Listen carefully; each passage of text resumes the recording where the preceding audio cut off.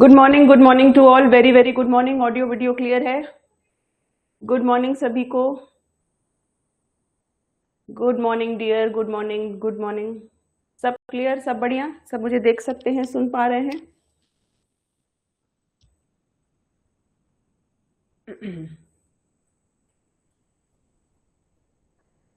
Okay,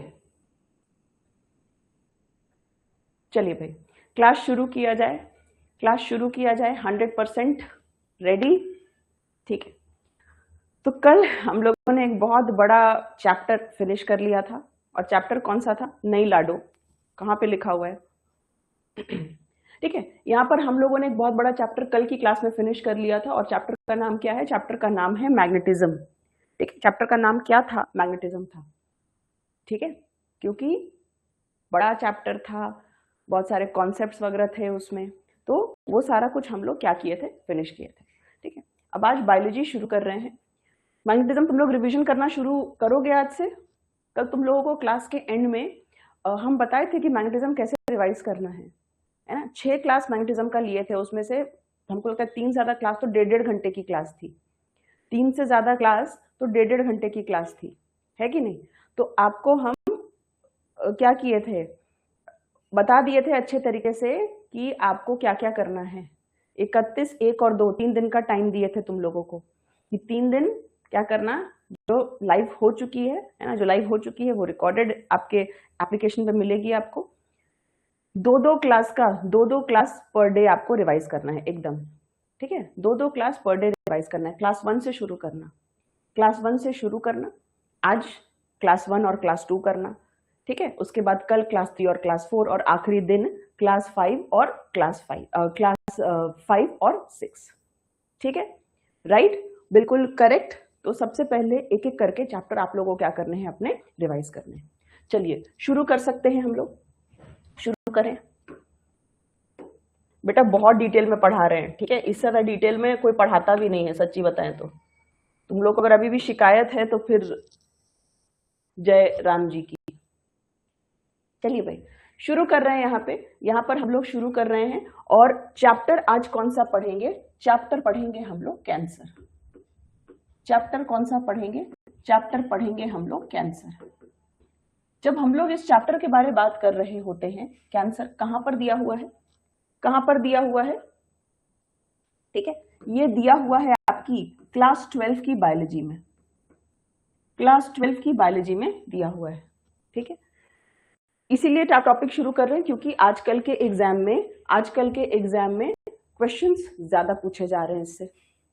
ठीक है, इस चैप्टर से कहें तो पर से मुश्किल सवाल पूछे जा रहे हैं, है ना। और मुश्किल सवालों में जो भी एनसीईआरटी में चीजें हैं उनको हम लोग मिस नहीं कर सकते। तो 12वीं कक्षा के एनसीईआरटी में इसको दिया हुआ है आपका। कहां पर दिया हुआ है? कौन से चैप्टर में? क्या कैंसर करके कोई अलग से चैप्टर है? तो 12th क्लास की एनसीईआरटी में कैंसर करके कोई अलग से टॉपिक तो नहीं दिया हुआ। ठीक है, ह्यूमन हेल्थ एंड डिजीज में ही अंदर उसको क्या कर दिया गया है? घुसा दिया गया है। इसलिए हम लोग पढ़ रहे हैं। कुछ बातें एनसीईआरटी की और कुछ बातें एनसीईआरटी से बियॉन्ड भी बता रहे हैं, एनसीईआरटी से एक्स्ट्रा भी बता रहे हैं आपको। तो जब भी आप ये चैप्टर पढ़ते हैं तो क्लास नोट्स को रिवाइज कर लीजिएगा। बार बार आप सबको हम एक ही बात बोल रहे हैं, ठीक है? सेम बात एप्लीकेशन पे बोल रहे हैं, सेम बात यूट्यूब पे भी बोल रहे हैं। जो भी मेरे साथ आप लोग फाउंडेशन बैच में हो, आपका काम सबसे पहले है कि आप क्लास नोट्स को देखिएगा। सबसे पहला काम क्या है कि आप अपने क्लास को देखिएगा, क्लास नोट्स को देखिएगा। सबसे पहला काम यही है। ठीक है ना? कोई भी और एक्स्ट्रा चीज नहीं देखना। सबसे पहले आप क्लास देखिएगा। क्लास में हम आपको जो पढ़ा रहे हैं, जो जो बात दिखा रहे हैं, मेरा बोला गया हर एक सेंटेंस आपके लिए इंपॉर्टेंट होना चाहिए। ठीक है, जो इधर उधर भटकते हो ना कि मैम ये भी कर ले, ये भी कर ले, सबसे पहला काम तुम्हारा होना चाहिए कि जो मैम क्लास में बताई है, जो क्लास में लिखाई है, जो क्लास में बोली है, ठीक है, जो मेरे बोर्ड पीडीएफ में है, वो सब आपको पता होना चाहिए। उसके बाद फिर और किसी सोर्स पर जम करना। ठीक है, तुम लोग पूछते हो ना मैम कैसे करें, कहाँ से करें? तो जो लोग आप लोग सब फाउंडेशन बैच में हो तभी आप लोग अभी क्लास कर रहे हो, चाहे अभी करो चाहे बाद में करो, सिर्फ और सिर्फ अभी इसको देखते चलना है। ठीक है बेटा, हम यहाँ पे बैच का काउंसलिंग नहीं दे सकते किसी एक स्टूडेंट को कि मैम हम इसके लिए कौन सा बैच ले, इसके लिए कौन सा। हम आपको पढ़ाने आए हैं यार, प्लीज कम ऑन। ठीक है, अब हर एक स्टूडेंट पूछता रहेगा कि मैम मेरे लिए हम ये बैच ले, हम कोई और बैच ले। हम यहाँ बेटा बैच का काउंसलिंग नहीं करना है, हम आपको पढ़ाने आए हैं। पहले पढ़ लो यार, ठीक है। अब हम यहाँ पर एक स्टूडेंट को लेके नहीं बैठेंगे ना कि उस स्टूडेंट को कहे कि कौन सा डाउट, हम यहाँ पे बैच बेचने थोड़ी बैठे हैं, बैच बेच लिए तभी तुम लोग सब हो यहाँ पे, अब आओ और पढ़ो, ठीक है। चलिए ध्यान से सुनिए, कैंसर के बारे में डेली क्लास नोट्स और बुक वाले नोट्स सेम होते हैं, हाँ ऑलमोस्ट सेम होते हैं, कुछ का फर्क होता है, ठीक है, फर्क हो सकता है। कोशिश करना क्लास नोट्स पे, कोशिश किस पर करेंगे, हमेशा जो हम क्लास में पढ़ा रहे हैं उसको देखना है, ठीक है। चलिए अब सबसे पहले इस वर्ड को देखिए कि कैंसर शब्द का मतलब क्या है। तो कैंसर शब्द जो है ये कौन से शब्द से आया, ये कौन से वर्ड से आया, ये वर्ड से इसकी उत्पत्ति हुई है कैंक्रम से। ये कौन से वर्ड से आया, ये कैंक्रम वर्ड से आया, कैंक्रम। इसकी जो उत्पत्ति है कौन से वर्ड से है, ओरिजिन जो है कौन से वर्ड से है, कैंक्रम शब्द से ओरिजिन है इसका, ठीक है। कैंक्रम शब्द का मतलब क्या होता है, कैंक्रम शब्द का मतलब होता है क्रैब यानी कि केकड़ा, क्रैब यानी कि केकड़ा। केकड़ा को देखे जिस भी जगह पर बैठता है उस जगह को एकदम जकड़ कर रखता है ना, जिस भी जगह पर बैठता है उस जगह को क्या करता है, एकदम जकड़ कर रखता है। ठीक वैसे ही बेटा कैंसर भी जिस भी सेल में पहुंचता है उस सेल को बिल्कुल जकड़ कर रखता है, उस सेल को क्या करता है, उस सेल को बिल्कुल जकड़ कर रखता है, ठीक। तो कैंसर शब्द की उत्पत्ति कहां से हुई, इसकी उत्पत्ति हुई शब्द कैंक्रम से, है ना, वर्ड कैंक्रम से इसकी ओरिजिन हुई, इसकी उत्पत्ति हुई। और कैंक्रम का मतलब ही है क्रैब यानी कि केकड़ा।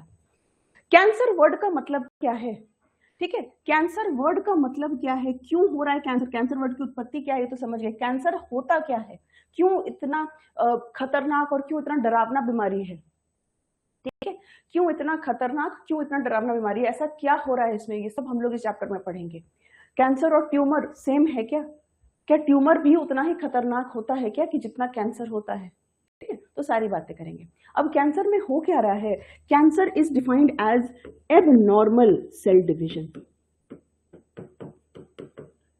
कभी भी अगर आपके शरीर के अंदर कोशिका विभाजन जो है, अगर कोशिका विभाजन जो हो जाए वो असामान्य हो जाए, एबनॉर्मल हो जाए, भाई सेल डिवीजन एक नेचुरल प्रोसेस है, हमारे शरीर में एक सेल से अनेक सेल्स बनते हैं, ये एक नेचुरल प्रोसेस है, ये एक प्राकृतिक प्रक्रिया है। लेकिन कोई भी चीज जरूरत से ज्यादा खराब होती है, हम लोग जानते हैं अति सर्वत्र वर्जयत, कोई भी चीज की एक्सेस खराब है। तो अगर सेल डिवीजन, कोशिका विभाजन बहुत ज्यादा एबनॉर्मल हो जाएगी, बहुत ज्यादा अनियंत्रित हो जाएगी, बहुत ज्यादा अनकंट्रोल्ड हो जाएगी, तो वही कैंसर का रूप ले लेती है।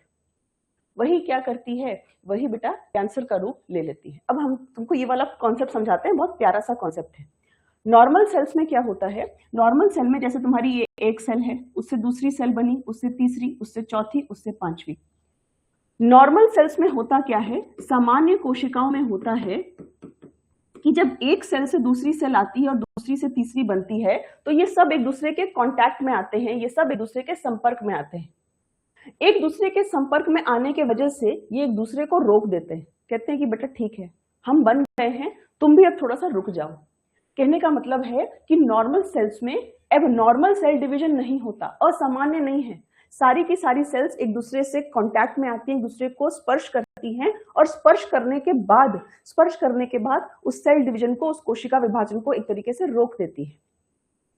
ये नॉर्मल सेल्स की खासियत है, ठीक है। जैसे होता है ना कई बार कि मान लो तुम बहुत गुस्से में होते हो तो तुम्हारा कोई सच्चा दोस्त होता है, तुमको शांत कराता है, बट कोई बात नहीं, शांत हो जा, है ना, कई बार ऐसा होता है। ठीक वैसे ही बेटा नॉर्मल सेल्स की गुण क्या होती है कि नॉर्मल सेल्स में इस गुण को हम कहते हैं संपर्क अवरोध।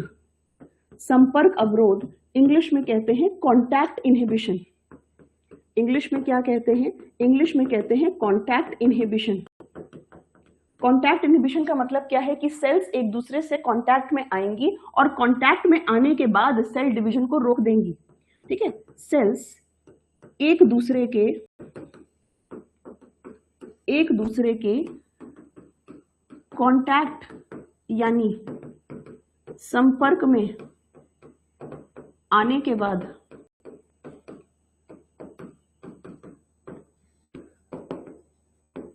एक दूसरे के सेल डिवीजन को यानी कोशिका विभाजन को रोकती है। क्या वर्ड हम यूज किए, कॉन्टैक्ट इनहिबिशन, संपर्क अवरोध। संपर्क में आने पर उस चीज को रोक देना। संपर्क में एक दूसरे आई तो क्या कहती है, एक दूसरे को रोक देती है। तो सेल्स एक दूसरे के कांटेक्ट में आने के बाद एक दूसरे के सेल डिवीजन को रोकती है। ये अच्छी चीज है, ये नॉर्मल सेल्स में होती है, ठीक है। लेकिन जब किसी को कैंसर होता है बेटा, तो उसमें ये वाली गुण चली जाती है। अगर कोई व्यक्ति कैंसर से पीड़ित होता है तो उसमें ये वाला गुण चला जाता है, कॉन्टैक्ट इनहिबिशन का गुण चला जाता है। इसका मतलब क्या होगा, खुद सोचो मैम, एक सेल, दूसरी सेल, तीसरी सेल, ये एक दूसरे को रोक ही नहीं रही है, ये एक दूसरे के संपर्क में आ रही हैं, तो संपर्क में आने के बाद एक दूसरे को रोक ही नहीं रही और एकदम अनकंट्रोल्ड डिवीजन होता चला जा रहा है, ठीक है, समझ गए। तो कॉन्टैक्ट इनहिबिशन यानी संपर्क अवरोध किसका गुण है, ये गुण है आपकी नॉर्मल सेल्स का। कैंसर क्यों होता है, हमने कहा कि कैंसर का मतलब है कि असामान्य अनकंट्रोल्ड सेल डिवीजन है। सेल डिवीजन कोशिका भित्ति पर नियंत्रण ही नहीं है। क्यों?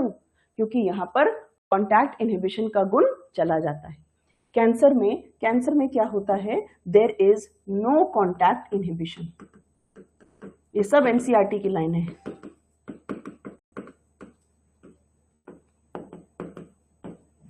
यहाँ पर संपर्क अवरोध नहीं होता, यहां पर संपर्क अवरोध नहीं होता। क्लियर? यहां तक की बात क्लियर? कोई भी दिक्कत, कोई भी परेशानी यहां तक समझ में आया है ना? यही सारी मुश्किल बातें हैं। यही सारी मुश्किल बातें जब एग्जाम में पढ़ोगे तो लगेगा बाप रे बाप मैम, कितना ज्यादा मुश्किल लग रहा है, ठीक है। अब वापस से कैंसर के बारे में बात करते हैं कि मैम आप बताएं कि कैंसर में सेल्स एकदम अनियंत्रित तरीके से, अनकंट्रोल्ड तरीके से बढ़ जाती हैं। एक नहीं, एक से अनेक सेल्स बन गई, ठीक है। तो बेटा जब एक से अनेक सेल्स बन जाती है ना, कभी भी आपके शरीर में अगर सेल डिवीजन कंट्रोल में नहीं है, कभी भी अगर आपके शरीर में सेल डिवीजन अनकंट्रोल्ड है, अनियंत्रित है कोशिका विभाजन, तो होगा क्या, बहुत सारे सेल्स इकट्ठे हो जाएंगे। बहुत सारे सेल्स क्या हो जाएंगे, बहुत सारे सेल्स इकट्ठे हो जाएंगे। ये जो बहुत सारे सेल्स इकट्ठे हो गए, हम इन पूरे सेल के समूह को ट्यूमर कहते हैं। हम इन पूरे सेल के समूह को क्या कहते हैं, ट्यूमर कहते हैं। कभी भी आपकी बॉडी के अंदर अगर सेल डिवीजन अनकंट्रोल्ड है, कोशिका विभाजन अनियंत्रित है, तो सेल डिवीजन अनियंत्रित होने से जो कोशिकाओं का समूह बना, जो ग्रुप ऑफ सेल्स बना, उसको क्या कहते हैं, उसको हम लोग ट्यूमर कहते हैं। ये जो पूरे ग्रुप ऑफ सेल्स बने, ये क्या कहलाते हैं, ट्यूमर कहलाते हैं। तुमने ब्रेन ट्यूमर सुना होगा, ठीक है। तो ट्यूमर शब्द का मतलब क्या है कि शरीर के अंदर अनकंट्रोल्ड सेल डिवीजन है, मतलब सेल डिवीजन पर कोई नियंत्रण ही नहीं है, एक के बाद एक के बाद एक के बाद हुआ जा रहा है। और उसके बाद क्या हुआ, उसके बाद जो जत्था बना सेल्स का, ठीक है, जो कोशिका का समूह बना, वो क्या कहलाता है, वो ट्यूमर के नाम से जाना जाता है। जो कोशिका का समूह है उसको हम लोग क्या कहते हैं डियर, उसको हम लोग ट्यूमर कहते हैं। अब ये ट्यूमर कितने टाइप का हो सकता है? क्या लगता है कि क्या सारे ट्यूमर खतरनाक हैं? क्या लगता है तुम्हें कि क्या सारे ट्यूमर खतरनाक हैं? कमेंट बॉक्स में बताओ। ट्यूमर और कैंसर एक ही चीज है? बारीक सा अंतर है, ठीक है। तुम्हारे बॉडी में कभी भी सेल डिवीजन कंट्रोल में अगर नहीं है, जरूरत से ज्यादा कोई चीज होता है, तब जो सेल्स का समूह बनता है, ठीक है, जो सेल्स का समूह बनता है उसको हम लोग क्या कहते हैं, उसको हम लोग ट्यूमर कहते हैं, ठीक है। अब ध्यान रखना बेटा, ये ट्यूमर जो है ना, ये ट्यूमर दो तरीके का हो सकता है। ये ट्यूमर दो तरीके का हो सकता है। एक ट्यूमर कहलाता है सौम्य ट्यूमर, जिसको इंग्लिश में हम लोग कहते हैं बिनाइन। इंग्लिश में क्या कहते हैं, बिनाइन। और एक ट्यूमर होता है जो सही मायने में घातक होता है, जिसको हम लोग क्या कहते हैं, जिसको हम लोग मैलिग्नेंट कहते हैं। जिसको हम लोग क्या कहते हैं, जिसको हम लोग मैलिग्नेंट कहते हैं, ठीक है। तो ट्यूमर दो तरीके के हो सकते हैं, एक सौम्य, एक घातक। बिनाइन ट्यूमर कौन से हैं? बिनाइन ट्यूमर वो है जिनमें की सेल डिवीजन तो काफी ज्यादा है, कोशिका विभाजन तो काफी तेज है, ठीक है, लेकिन अच्छी बात है बेटा कि इनके आसपास, इन सारे सेल्स के आसपास एक कवर लगा हुआ है। बहुत सारे सेल्स बन गए हैं, सेल डिवीजन कंट्रोल में नहीं है, ठीक है, सेल डिवीजन कंट्रोल में नहीं है, बहुत सारे सेल्स हैं, लेकिन बेटा उन सेल्स के ऊपर ना एक कवर लगी हुई है, उन सेल्स के ऊपर कैप्सूल लगा हुआ है। अब तुम खुद हमको सोच के बताओ कि अगर इस पूरे सेल के ऊपर कैप्सूल लगा है, एक कवर लगी है, एक ढांचा बना हुआ है, तो क्या ये शरीर के एक भाग से दूसरे भाग में जा पाएगा? नहीं जा पाएगा, ठीक है। तो बिनाइन यानी कि सौम्य क्या है? बिनाइन यानी कि सौम्य ऐसा ट्यूमर होता है जो कि फैलता नहीं है, जो कि फैलता नहीं है, मतलब जिस भाग में है उसी भाग तक रहता है, जिस भाग में है उसी भाग में रहता है। क्यों नहीं फैलता? इसमें क्या ऐसी खासियत है कि इन सेल्स के ऊपर एक कवर होती है जिसको हम लोग कैप्सूल कहते हैं। इन सेल्स के ऊपर एक कवर होती है जिसको हम लोग कैप्सूल का नाम देते हैं, और कैप्सूल होने के कारण ये अपनी जगह पर ही स्थिर रहता है, ठीक है, अपनी जगह पर ही स्थिर रहता है। कितने लोगों ने लाइपोमा शब्द सुना है?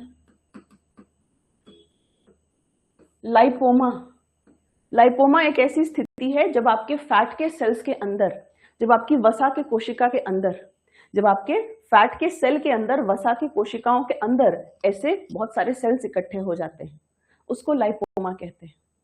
उसको क्या कहते हैं? उसको लाइपोमा कहते हैं, ठीक है।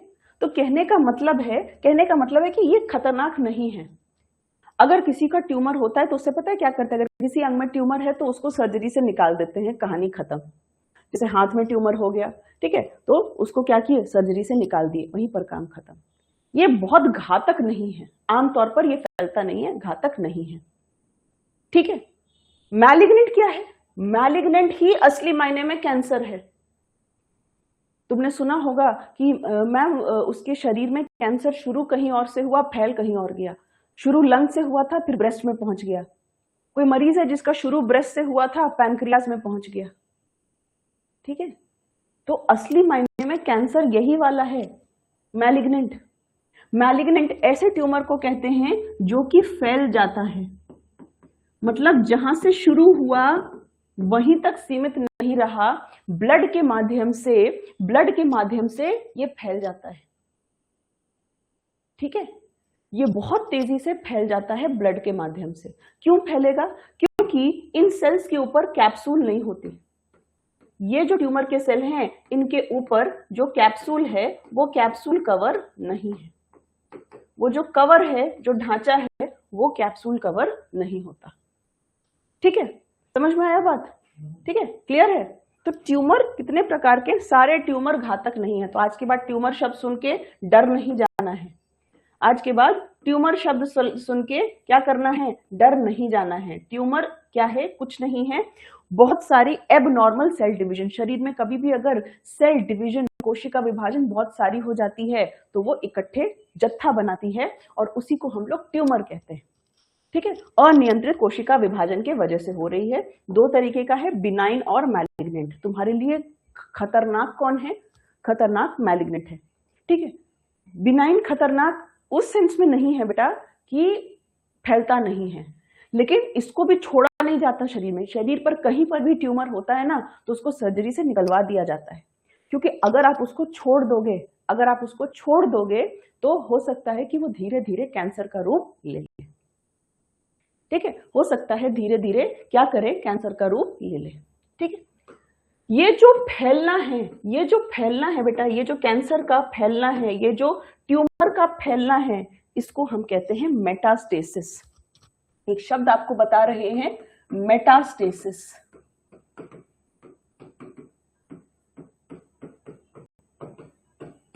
एनसीईआरटी में एक लाइन है, most feared property of cancer sales. लोग कैंसर शब्द सुनते ही डर जाते हैं, ठीक है। लोग कैंसर शब्द सुनते ही क्या होते हैं? कैंसर शब्द सुन के ही डर जाते हैं। क्यों? क्योंकि कैंसर का मेटास्टेसिस हो सकता है, ठीक है। मेटास्टेसिस का मतलब क्या है? मेटास्टेसिस का मतलब है spread of cancer cells through blood from one organ to the other, from one organ to other.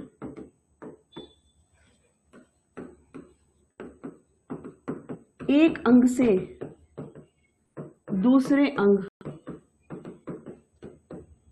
रक्त के माध्यम से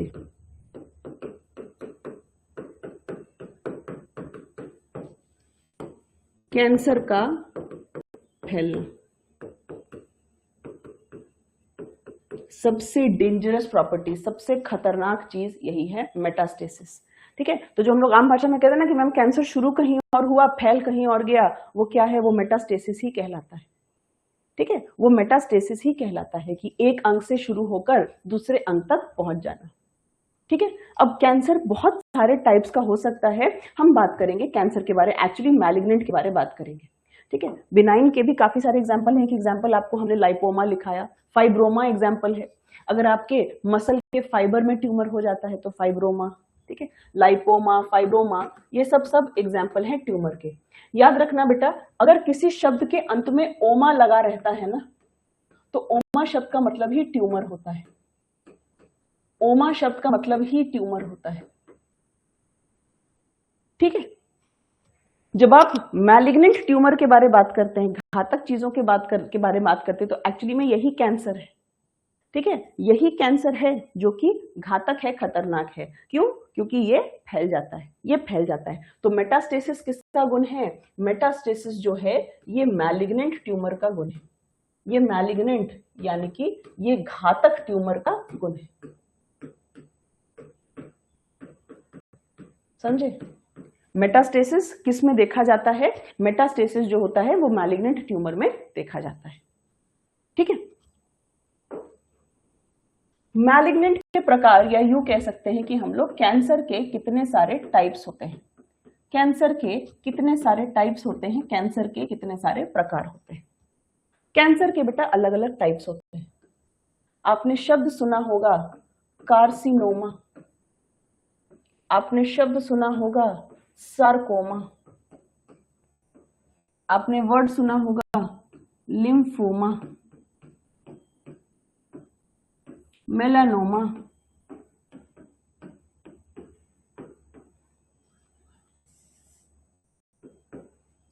सब क्या है? सब कैंसर के टाइप्स हैं। कार्सिनोमा का मतलब क्या है? कार्सिनोमा कौन से कैंसर को कहते हैं? हमारे शरीर में बहुत सारे टिश्यूज हैं, बहुत सारे ऊतक हैं, ब्रेस्ट, पैनक्रियाज, लिवर, है कि नहीं? सबके ऊपर कवर होता है भाई, सबके ऊपर ढांचा होता है ना, जो उसको प्रोटेक्शन देता है, जो उसको सुरक्षा देता है। ध्यान रखिएगा बेटा, जब इस टिश्यू में कैंसर हो जाए, है ना, जैसे मान लेते हैं आपका ये लिवर है, लिवर के ऊपर कवर है। एक टिश्यू होता है जो हमारे शरीर के सारे ऑर्गन्स के ऊपर कवर बनाता है, उसको हम लोग कहते हैं एपिथेलियल टिश्यू। एक टिश्यू होता है जिसको हम लोग एपिथेलियल टिश्यू कहते हैं या उपकला ऊतक कहते हैं। एपिथेलियल टिश्यू या उपकला ऊतक एक ऐसा टिश्यू होता है जो हमारे ऑर्गन के ऊपर का कवर बनाता है। तो अगर एपिथेलियल टिश्यू में कैंसर हो जाए, अगर एपिथेलियल टिश्यू में कैंसर हो जाए तो हम ऐसे सारे कैंसर को कार्सिनोमा की श्रेणी में रखते हैं। जैसे लिवर का कैंसर, लंग का कैंसर, ब्रेस्ट का कैंसर, पैनक्रियाज का कैंसर। ठीक है, तो इसमें कौन कौन सा हो गया? लिवर का कैंसर, लंग का कैंसर, ब्रेस्ट का कैंसर, पैनक्रियाज का कैंसर। मतलब जो नॉर्मल कैंसर आप सुनते हो ना, उनमें से काफी सारे कैंसर कौन से होते हैं? कार्सिनोमा की श्रेणी में आते हैं। फिर आता है सार्कोमा। फिर क्या आता है? फिर आता है सार्कोमा। सार्कोमा कौन सा कैंसर है? बताए तो सोनम कश्यप, एपिथेलियल टिश्यू के कैंसर को कार्सिनोमा कहते हैं। सार्कोमा का मतलब क्या होता है? सार्कोमा का मतलब है कनेक्टिव टिश्यू का कैंसर। कनेक्टिव टिश्यू यानी संयोजी ऊतक का कैंसर। कौन कौन से कनेक्टिव टिश्यू होते हैं हमारी बॉडी में? आपकी बॉडी में बोन एक कनेक्टिव टिश्यू है। कनेक्टिव टिश्यू का मतलब है जो शरीर के अलग अलग अंगों को जोड़ रहा है। ब्रेस्ट का मतलब ही कौन पूछ रहा है यार? ब्रेस्ट बेटा स्तन को कहते हैं। तुम लोग क्या मजाक करते हो कि क्या पूछना चाहते हो? कोई है जो ब्रेस्ट का मतलब पूछ रहा है, क्या बात करते हो यार? अब ये मत बोलना कि मैम हम हिंदी मीडियम से तो हमको ब्रेस्ट का मतलब नहीं पता है। ठीक है, कनेक्टिव टिश्यू यानी आपका संयोजी ऊतक। कनेक्टिव टिश्यू वो होता है जो शरीर के विभिन्न विभिन्न अंगों को जोड़ता है। ठीक है, शरीर के विभिन्न विभिन्न अंगों को जोड़ता होता है उसको हम लोग कनेक्टिव टिश्यू कहते हैं, संयोजी ऊतक कहते हैं, जैसे ब्लड, बोन। ठीक, तो ध्यान रखना, अगर इनका कैंसर होता है, तो वो सार्कोमा के नाम से जाना जाता है। वो क्या जाना जाता है? वो सार्कोमा के नाम से जाना जाता है। ठीक है, तो बोन कैंसर हो गया, ब्लड कैंसर हो गया। अच्छा, तुम सबने ल्यूकेमिया भी सुना होगा, तुम सबने ल्यूकीमिया शब्द भी सुना होगा। ल्यूकीमिया खास तौर पे कौन से कैंसर को कहते हैं? ब्लड कैंसर को ही कहते हैं। ठीक है, लेकिन फर्क है कि इसमें WBC की मात्रा काफी ज्यादा बढ़ जाती है। ठीक है, WBC व्हाइट ब्लड सेल्स की मात्रा काफी ज्यादा बढ़ जाती है ल्यूकीमिया में। आमतौर पे 8,000 से 11,000 होती है। अगर WBC की मात्रा 50,000 1 लाख से ऊपर हो जाए तो ल्यूकीमिया का खतरा जताया जा सकता है। ठीक है, WBC की मात्रा बहुत अधिक बढ़ जाती है। लिम्फोमा क्या है बेटा? लिम्फोमा है आपके शरीर में लिम्फॉइड ऑर्गन का कैंसर, लिम्फॉइड ऑर्गन या लसिका अंग। किसको कहते हैं लिम्फॉइड ऑर्गन? किसको कहते हैं हम लोग लिम्फॉइड ऑर्गन? हमारे शरीर में बहुत सारे लिम्फॉइड ऑर्गन हैं, जैसे स्प्लीन एक लिम्फॉइड ऑर्गन है, स्प्लीन यानी कि प्लीहा एक लिम्फॉइड ऑर्गन है। ठीक है, अगर आप कभी डॉक्टर के पास जाते हैं तो महसूस किए हो कि डॉक्टर यहाँ पर छू छू के आपको देखते हैं कि यहाँ पे कोई गांठ तो नहीं बन गई। नोटिस किए हो कि डॉक्टर जाते हो डॉक्टर के पास, कितने लोग महसूस किए कि डॉक्टर मैम ऐसे छू छू के देखता है कि कहीं कोई ऐसे गांठें तो नहीं बन गई, कान के पीछे है ना, यहाँ पर जबड़े के नीचे, इस तरह से कहीं कोई गांठें तो नहीं बन गई। वो गांठों को क्यों चेक करते हैं? क्योंकि अगर गांठों में सूजन आ जाती है, अगर गांठें बन जाती है यहाँ पे, तो इसका मतलब है शरीर में कुछ इन्फेक्शन है, इन्हीं को हम लोग लिम्फ नोड्स कहते हैं। इन्हीं को क्या कहते हैं? इन्हीं को लिम्फ नोड्स कहते हैं। बच्चे बड़े सबको देखते हैं बेटा, ये जो गांठें चेक करते हैं ना, इन्हीं को लिम्फ नोड्स कहते हैं। ठीक है, तो इसका कैंसर हो सकता है। ठीक है, स्प्लीन में कैंसर हो सकता है। तो ये सब लिम्फोमा की कैटेगरी में आएंगे। मेलानोमा क्या होगा? मेलानिन की कोशिका का कैंसर, मेलानिन सेल या मेलानिन की कोशिका का कैंसर।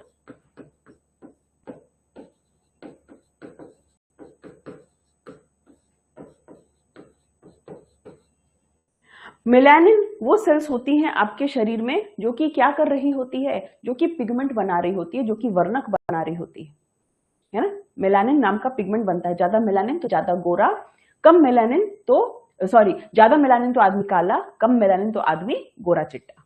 ठीक है, तो अगर मेलानिन की सेल में कैंसर हो जाता है तो उसको हम लोग मेलेनोमा कहते हैं। क्या कहते हैं? मेलेनोमा कहते हैं। ठीक है, तो ये तमाम तरीके के कैंसर आपके हो सकते हैं। आपको हम दिखाते भी हैं यहाँ पे, सारी चीजें टाइप फॉर्म में भी हैं ताकि आप सबको मुश्किल ना हो।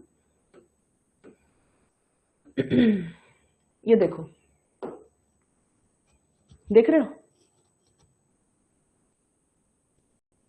मेलानोमा क्या है? मेलानोसाइट्स का कैंसर। ठीक है, हाँ, स्किन कैंसर इसी श्रेणी में आएगा, स्किन कैंसर इसी श्रेणी में आ सकता है। ठीक है, ये क्या है? ये मेलानोमा है। कार्सिनोमा यानी कि कैंसर किस चीज का? Cancer of the skin. ये देखिए लिम्फोमा, लिम्फ नोड में कैंसर, स्प्लीन में कैंसर, प्लीहा में कैंसर, ये सबको क्या कहते हैं? इन सबको लिम्फोमा कहते हैं। हम बताए आपको ये चैप्टर हम एनसीईआरटी इंक्लूड प्लस एनसीईआरटी के बाहर भी कुछ चीजें पढ़ा रहे हैं, क्योंकि अब आजकल एग्जाम में कुछ चीजें एनसीईआरटी के बाहर भी पूछ रहा है। ठीक है, तो ध्यान रखना है इसका। ल्यूकेमिया बताए आपको, ल्यूकेमिया WBC का एक्सेस होना।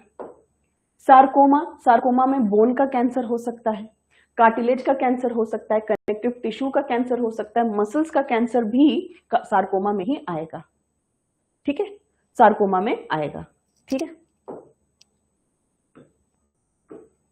कार्सिनोमा क्या है? हम बताए आपको, उपकला ऊतक का कैंसर।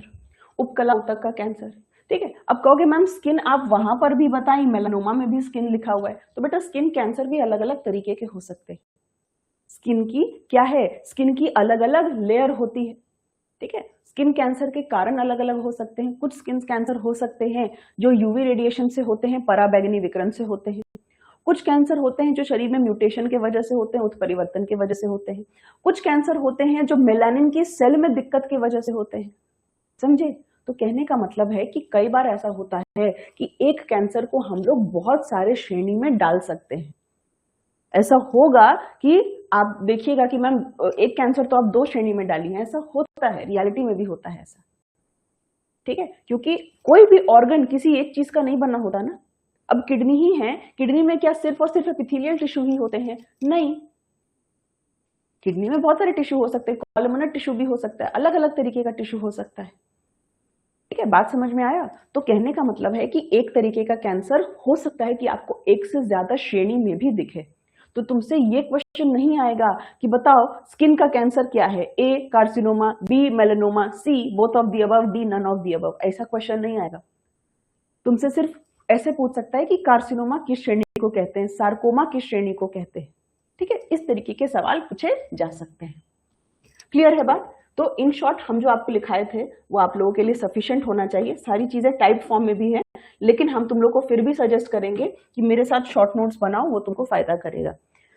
लंबे नोट्स भी होते हैं टाइप फॉर्म में, वो उन स्टूडेंट्स के लिए जिनको है कि हमको शॉर्ट नोट्स पसंद नहीं है, हमको लंबे पसंद है। लेकिन हम बार बार यही तुम लोगों से रीइंफोर्स करेंगे कि नोट्स जितने छोटे बनाओगे रिविजन उतना बेहतर कर पाओगे।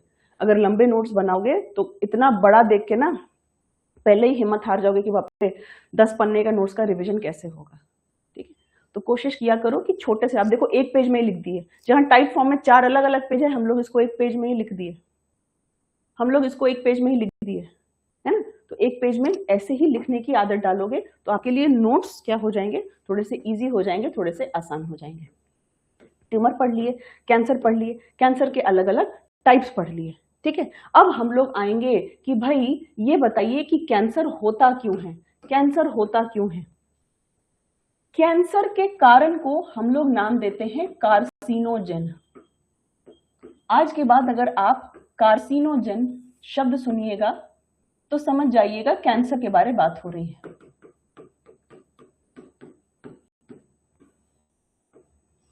कार्सिनोजेन क्या है?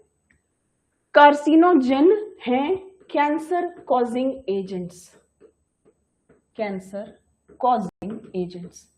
कुछ बातें बेटा हम एक्स्ट्रा भी पढ़ा रहे हैं जो कि एनसीईआरटी में नहीं दी हुई है।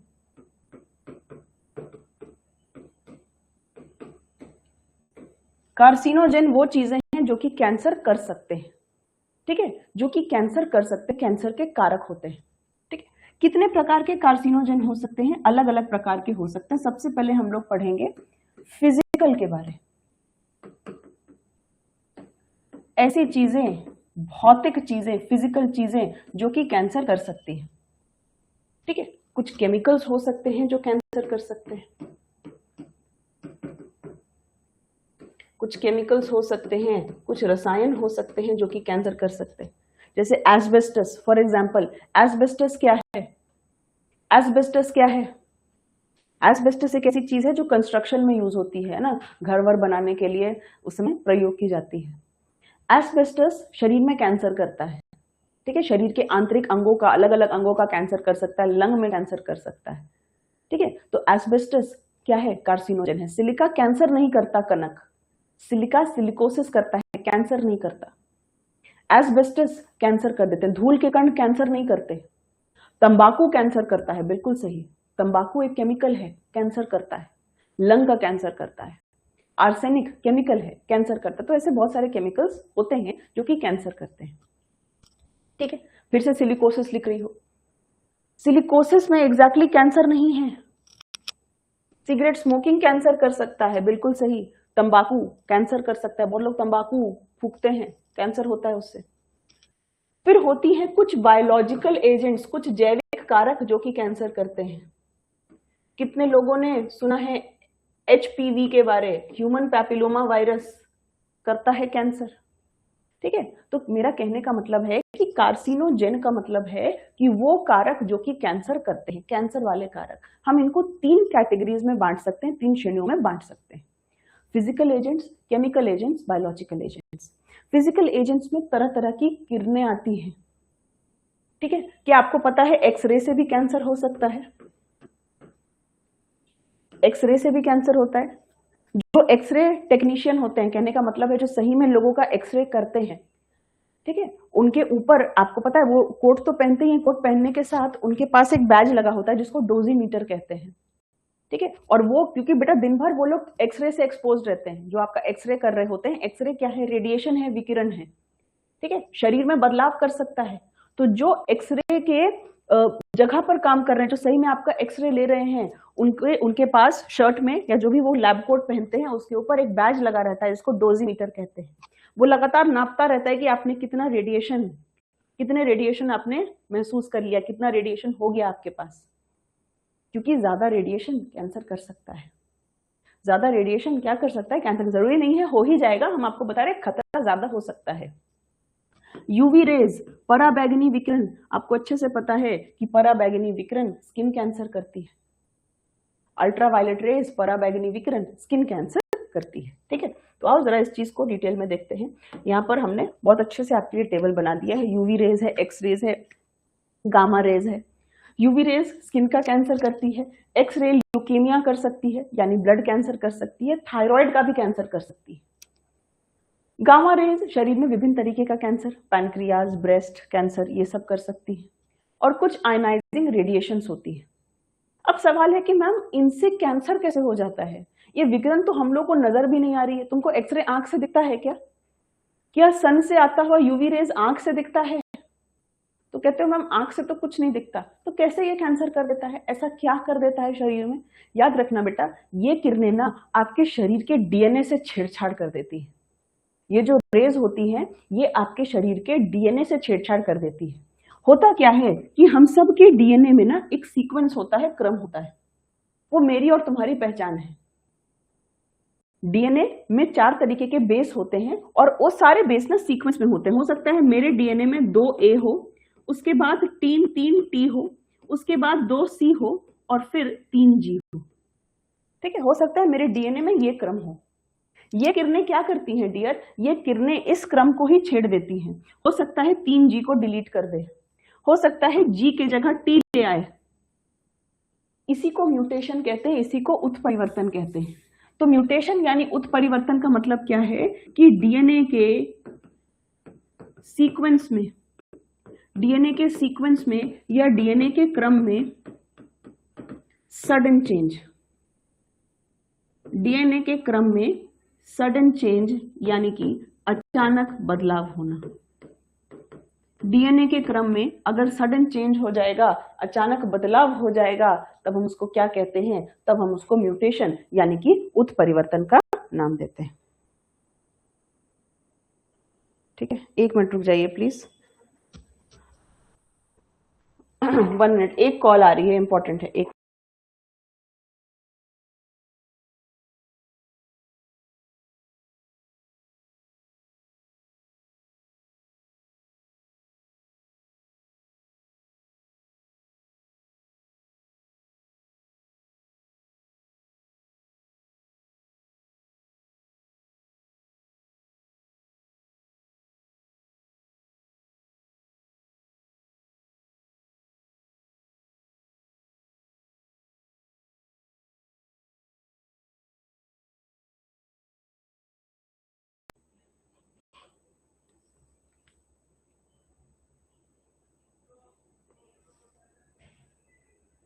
चलिए भाई स्टार्ट करें। सॉरी, एक कॉल थी इंपॉर्टेंट। तो डीएनए के सीक्वेंस में अचानक से बदलाव होना क्या कहलाता है? म्यूटेशन कहलाता है, उत्परिवर्तन कहलाता है। ठीक है, तो ये किरणें कैसे प्रभावित करती हैं? ये आपके डीएनए को अचानक से क्या कर देती हैं? चेंज कर देती है। ठीक है, क्लियर है? तो ये तरह तरीके के क्या है? तरह तरीके के रेडिएशन है, तरह तरीके के विकिरण हैं जो आपको कैंसर कर सकते हैं, जो आपको कैंसर कर सकते हैं। अब केमिकल्स पर आते हैं। कौन कौन से केमिकल्स हैं जो कि कैंसर कर सकते हैं आपको? क्या किसी ने एफ्लाटॉक्सिन का नाम सुना है? Aflatoxin, aflatoxin.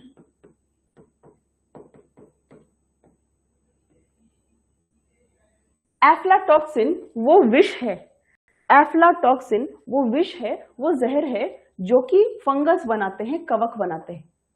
एस्परगिलस फ्लेवस और एस्परगिलस पैरासिटिकस नाम के फंगस होते हैं जो ये टॉक्सिन बनाते हैं, जो ये विष बनाते हैं। ठीक है, और ये टॉक्सिन आपके शरीर में लिवर का कैंसर कर सकते हैं।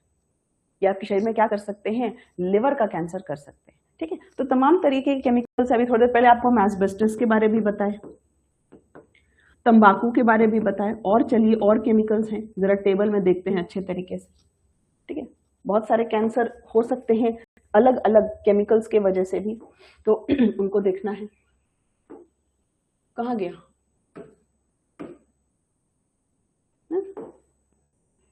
ये रहा, सॉरी ये रहा। लाओ यार, हम लिखा ही दे, कहीं है नहीं लिखा हुआ। केमिकल्स लिख दो, केमिकल्स लिख लो, रसायन लिख लो, यहाँ नहीं लिखा हुआ है सही तरीके से। कौन से केमिकल्स हैं जो कि कैंसर कर सकते हैं? सबसे पहले है आपका एफ्लाटॉक्सिन। एफ्लाटॉक्सिन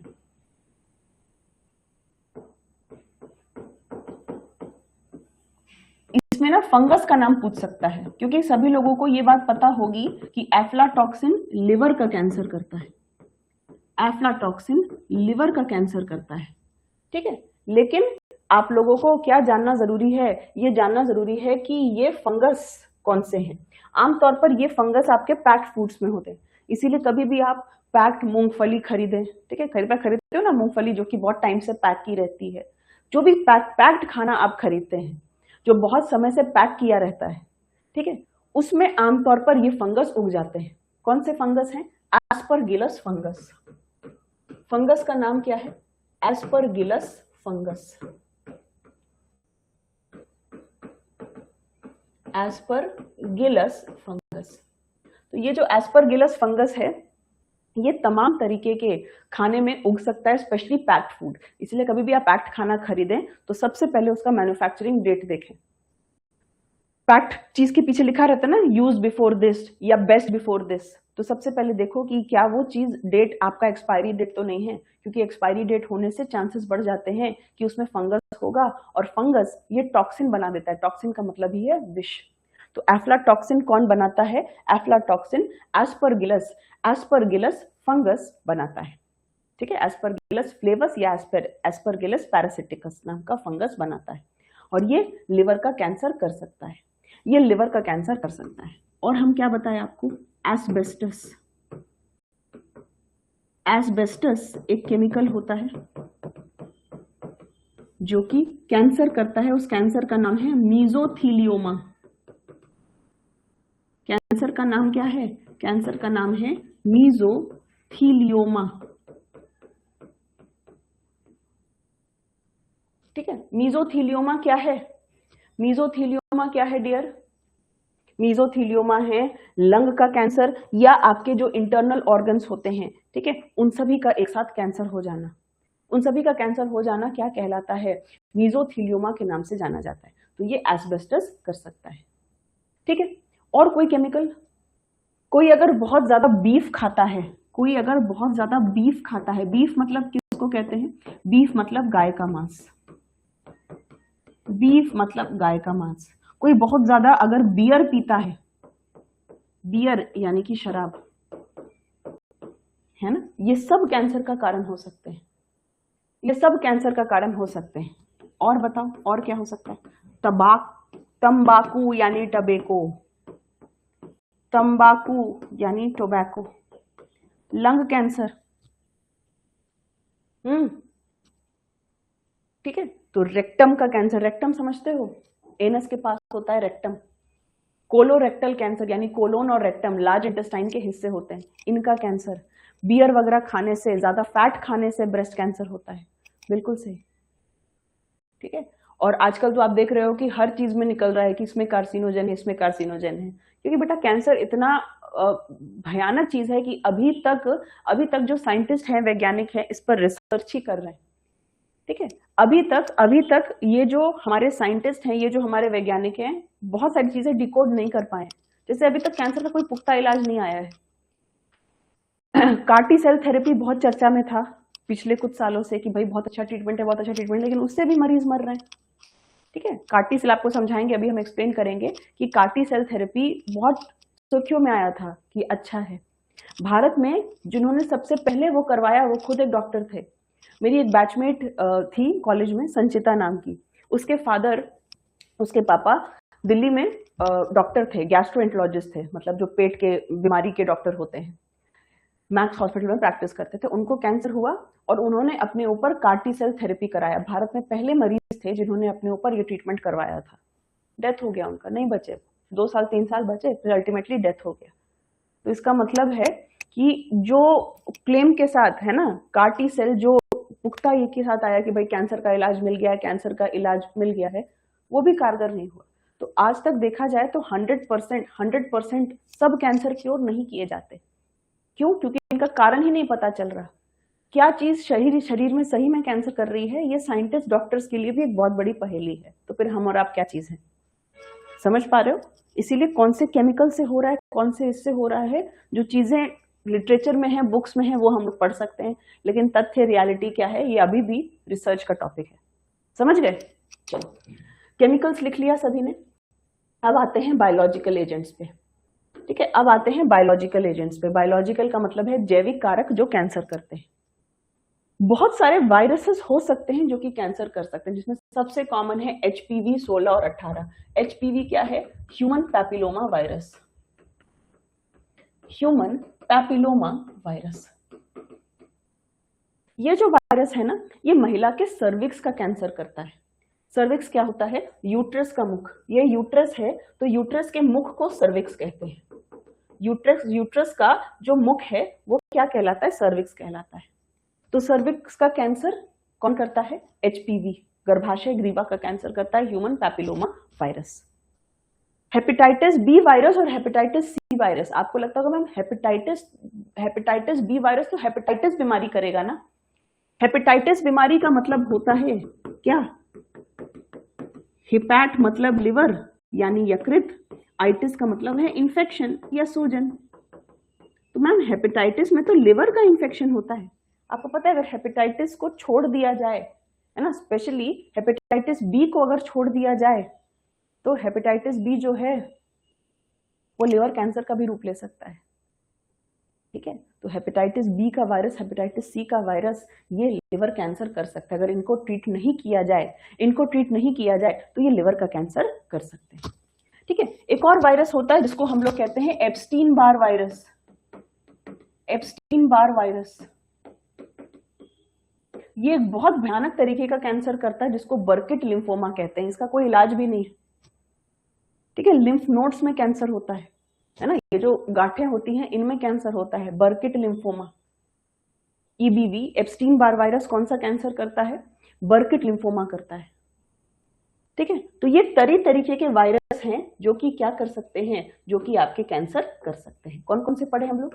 HPV पढ़े, हेपेटाइटिस बी वायरस पढ़े, ठीक है, एप्स्टीन बार वायरस पढ़े। ये अलग अलग तरीके के कैंसर कर सकते हैं। HPV सर्विक्स का कैंसर कर सकता है, हेपेटाइटिस बी वायरस लिवर का कैंसर कर सकता है, और एप्स्टीन बार वायरस से जो कैंसर होता है उसको क्या कहते हैं? उसको हम लोग कहते हैं बर्किट लिम्फोमा।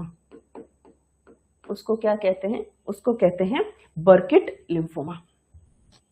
क्लियर? नहीं मिलेगा बेटा NCERT में, क्योंकि NCERT से बियॉन्ड पढ़ा रहे हैं, NCERT से आगे की कुछ चीजें आपको पढ़ा रहे हैं। अब बात करते हैं कि मैम कैंसर का पता कैसे लगाया जाए। कैंसर का पता कैसे लगाया जाए, यानी अब हम आते हैं डायग्नोसिस वाले पार्ट पर। क्योंकि कई बार हम सिम्टम्स, लक्षण क्यों नहीं बात कर रहे? क्योंकि कई बार कुछ कैंसर ऐसे होते हैं जिनमें कोई सिम्टम लक्षण होता ही नहीं। कई बार इंसान को पता ही नहीं चलता कि कुछ है भी शरीर में, इसीलिए सिम्टम्स की बात नहीं करे, लक्षण की बात नहीं करे। हर कैंसर का अलग लक्षण है। जैसे सर्वाइकल कैंसर है, सर्वाइकल कैंसर के लक्षण वही होते हैं आमतौर पे जो फीमेल्स में मेनोपॉज के टाइम होता है।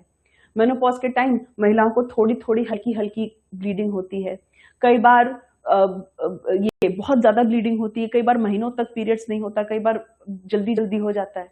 तो नॉर्मली महिलाओं को लगता है कि अरे मेनोपॉज के लक्षण है, छोड़ो कुछ भी नहीं है, और वो निकलता है सर्वाइकल कैंसर। ठीक है, तो मेरे कहने का मतलब ये है कि कई बार जो बीमारियां होती हैं, सिम्टम्स होती हैं, वो नॉर्मल होता है। अब मान लीजिए कई व्यक्ति, आजकल कोलोन कैंसर बहुत ज्यादा फ्रीक्वेंटली देखा जा रहा है। कोलोन कैंसर मतलब, कोलोन किसको कहते हैं? लार्ज इंटेस्टाइन का जो सबसे पहला भाग है, जो सबसे पहला भाग है लार्ज इंटेस्टाइन का, उसी को हम लोग क्या कहते हैं? उसी को हम लोग कोलोन कहते हैं। तो कोलोन कैंसर जो है वो बहुत ज्यादा कॉमन है। क्या लक्षण होंगे? मरीज को बहुत ज्यादा कॉन्स्टिपेशन है, कब्ज। आजकल अब कब्ज तो बहुत कॉमन प्रॉब्लम हो गया है, तो आदमी इतना नहीं सोचता ना कि अरे कब्ज है तो हमको कोलोन कैंसर ही होगा। खाने के बाद पेट में दर्द होना, कब्ज होना, प्रेशर लगना, है ना, प्रेशर लगने के बावजूद पॉटी का नहीं निकलना, या पॉटी के साथ थोड़ा बहुत ब्लड का निकल जाना। बहुत बार लोगों को पता ही नहीं चलता कि पॉटी के साथ ब्लड भी निकल गया। कई बार लोगों को लगता है कि अरे भाई हो सकता है कॉन्स्टिपेशन है तो इसीलिए पॉटी के साथ ब्लड निकल गया। तो कहने का मतलब है कि कैंसर के जो लक्षण होते हैं वो कई बार इतने साइलेंट होते हैं कि आदमी ध्यान नहीं देता। ठीक है, इसीलिए हमने लक्षणों के बारे में बात नहीं की। हम बात करते हैं डायग्नोसिस की। डायग्नोसिस का मतलब है कि बीमारी का पता कैसे लगाया जाए। तो सबसे पहले तो डॉक्टर आपको क्या करते हैं? सबसे पहले तो डॉक्टर आपको, आप डॉक्टर के पास जाते हैं तो आपके लक्षण देखते हैं, सिम्टम्स देखते हैं। उसके बाद डॉक्टर क्या करता है आपका? डॉक्टर आपका ब्लड टेस्ट कराता है। क्या ब्लड टेस्ट से कैंसर पता चल सकता है? नहीं। क्या रक्त की जांच से कैंसर पता लगाया जा सकता है? नहीं। कैंसर पता नहीं लगाया जा सकता ब्लड के जांच से, लेकिन ब्लड के जांच से कुछ ये पता लग सकता है कि शरीर में कुछ गड़बड़ी है, शरीर में कुछ गड़बड़ी है।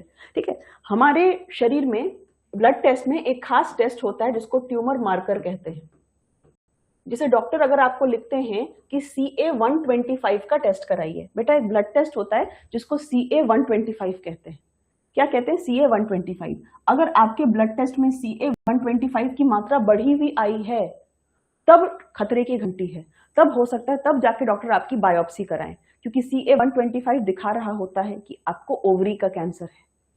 CA-125 क्या दिखा रहा होता है? कि हो सकता है कि आपको ओवरी का कैंसर है।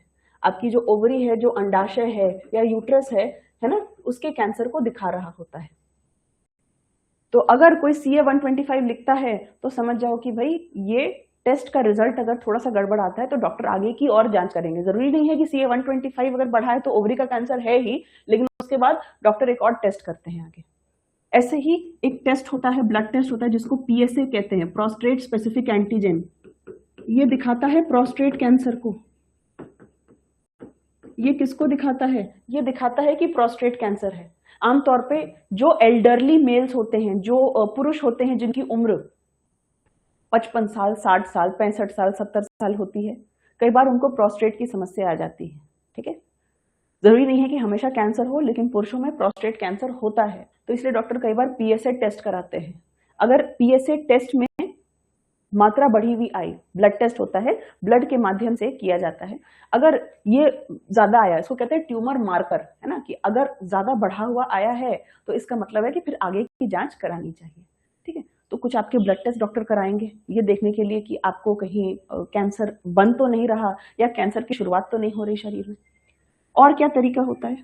MRI करा सकते हैं, CT स्कैन करा सकते हैं। MRI और CT स्कैन से बेटा कैंसर का पता नहीं चलता, लेकिन ये लगेगा, जैसे मान लो कि कोई महिला है, कंप्लेन कर रही है कि मेरे स्तन में बहुत दर्द हो रहा है, ब्रेस्ट में बहुत दर्द हो रहा है।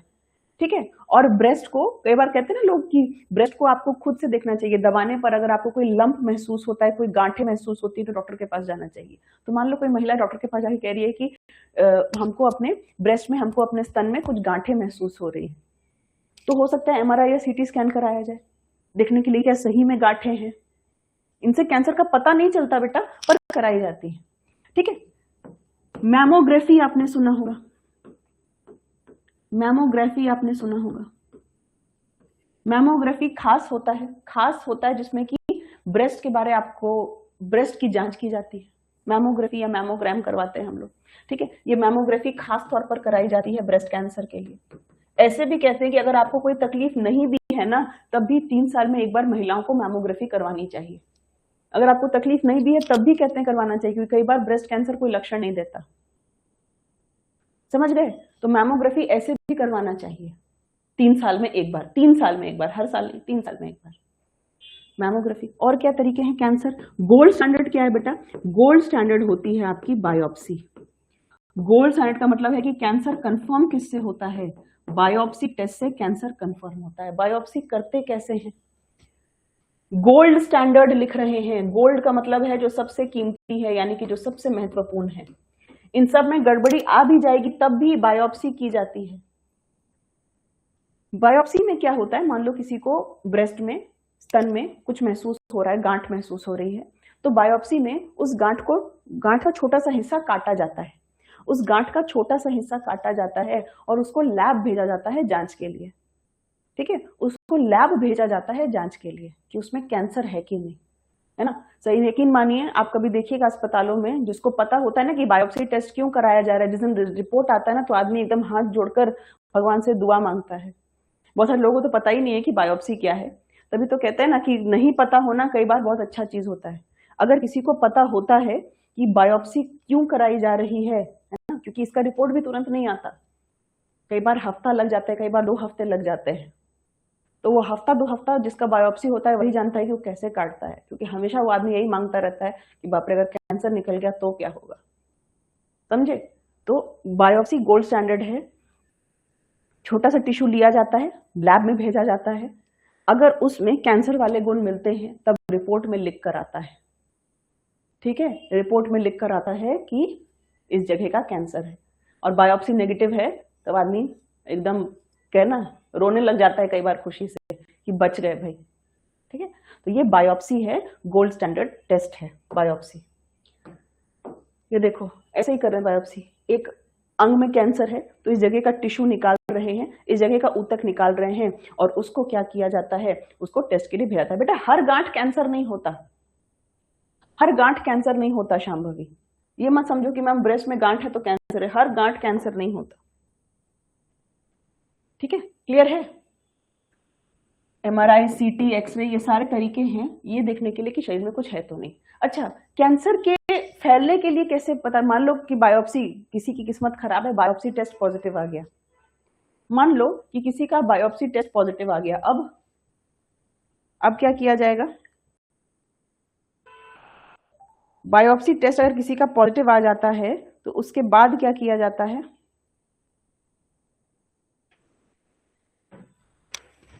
पॉजिटिव आता तो इसका मतलब है कि कैंसर है। ठीक है, उसके बाद अगर बायोप्सी पॉजिटिव है, बायोप्सी अगर पॉजिटिव है, बायोप्सी में अगर कैंसर आता है, कैंसर का पता चलता है, उसके बाद नेक्स्ट स्टेप क्या होता है? उसके बाद बेटा डॉक्टर ये देखते हैं कि ये कैंसर कितना फैला है, कितना नहीं फैला है, कितना फैला है, कितना नहीं फैला है। ठीक है, तो सबसे पहले बायोप्सी करते हैं और अगर बायोप्सी में पॉजिटिव आता है तो डॉक्टर ये देखते हैं। अब डॉक्टर का दूसरा कंसर्न होता है मरीज को बचाना। ठीक है, उसके लिए डॉक्टर को ये पता होना चाहिए कि ये कैंसर कहाँ तक फैला है ना, कि कैंसर जहां से शुरू हुआ है वहीं तक सीमित है या कैंसर फैल गया है, क्योंकि अगर फैल गया है तो इसका मतलब है कि और खतरा। समझ गए?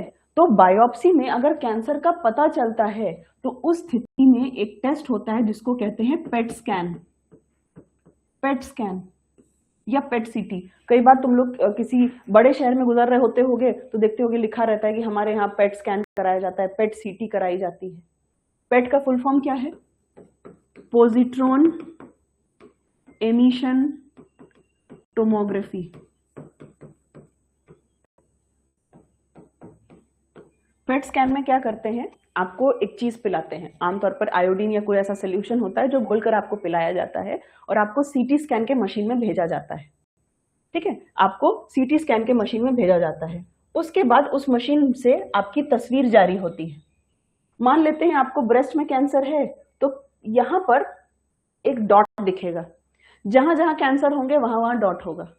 ठीक है, तो पेट सीटी के बाद मान लेते हैं जो छवि डॉक्टर के पास आई वो डॉट सिर्फ यहीं पर है, तो कहिएगा कि ठीक है कोई बात नहीं, कैंसर है लेकिन कैंसर अभी फैला नहीं है, कैंसर ब्रेस्ट में शुरू हुआ था, ये ब्रेस्ट तक ही सीमित है।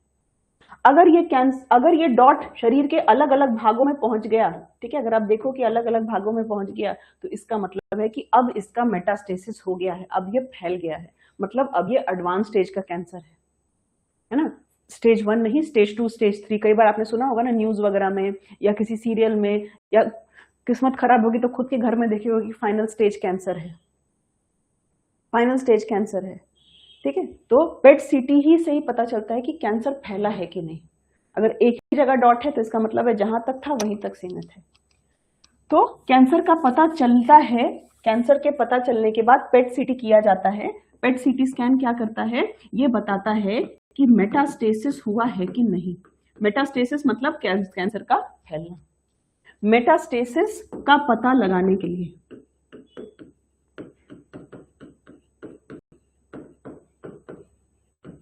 क्योंकि डॉक्टर उसी हिसाब से अपना ट्रीटमेंट डिसाइड करेंगे ना, डॉक्टर उसी हिसाब से ट्रीटमेंट। जैसे तुम लोग कहते हो ना कि मैम मेरा फाउंडेशन क्लियर है, हमको सिर्फ प्रैक्टिस करना है, तो तुमको बोला जाता है कि प्रैक्टिस बैच लो।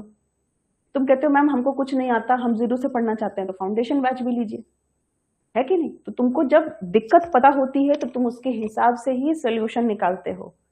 तो डॉक्टर जब ट्रीटमेंट कर रहा है तो डॉक्टर को उस चीज का सोल्यूशन तो पता होना चाहिए ना, है ना। कारण पता होगा तभी तो सोल्यूशन निकालेगा। जो डॉक्टर को पता है कि वहीं तक ही कैंसर है तो फिर वहीं उसी जगह की सर्जरी तक सीमित रहेगा। डॉक्टर देखेगा नहीं कैंसर फैल गया है तो उसको और भी तरीके अपनाने पड़ेंगे, है ना। तो कैंसर अगर पता लग जाता है तो उसके बाद सबसे बड़ा कंसर्न यही रहता है कि ये फैला कि नहीं फैला, मेटास्टेसिस हुआ कि मेटास्टेसिस नहीं हुआ। अब 3 तरीके के इलाज हो सकते हैं। बेटा सर्जरी तो हर कैंसर में होती ही होती है, 100% सर्जरी तो हर कैंसर में होती ही होती है। अगर किसी को यूट्रस का कैंसर है तो सर्जरी से यूट्रस ओवरी सब निकाल देते हैं। किसी को गॉल ब्लैडर का कैंसर है तो गॉल ब्लैडर निकाल देते हैं, ब्रेस्ट का कैंसर है तो ब्रेस्ट निकाल देते हैं। तो सर्जरी तो होगी ही होगी। ठीक है, जैसे अगर तुम्हारे सामने शब्द लिखा है मैस्टेक्टमी,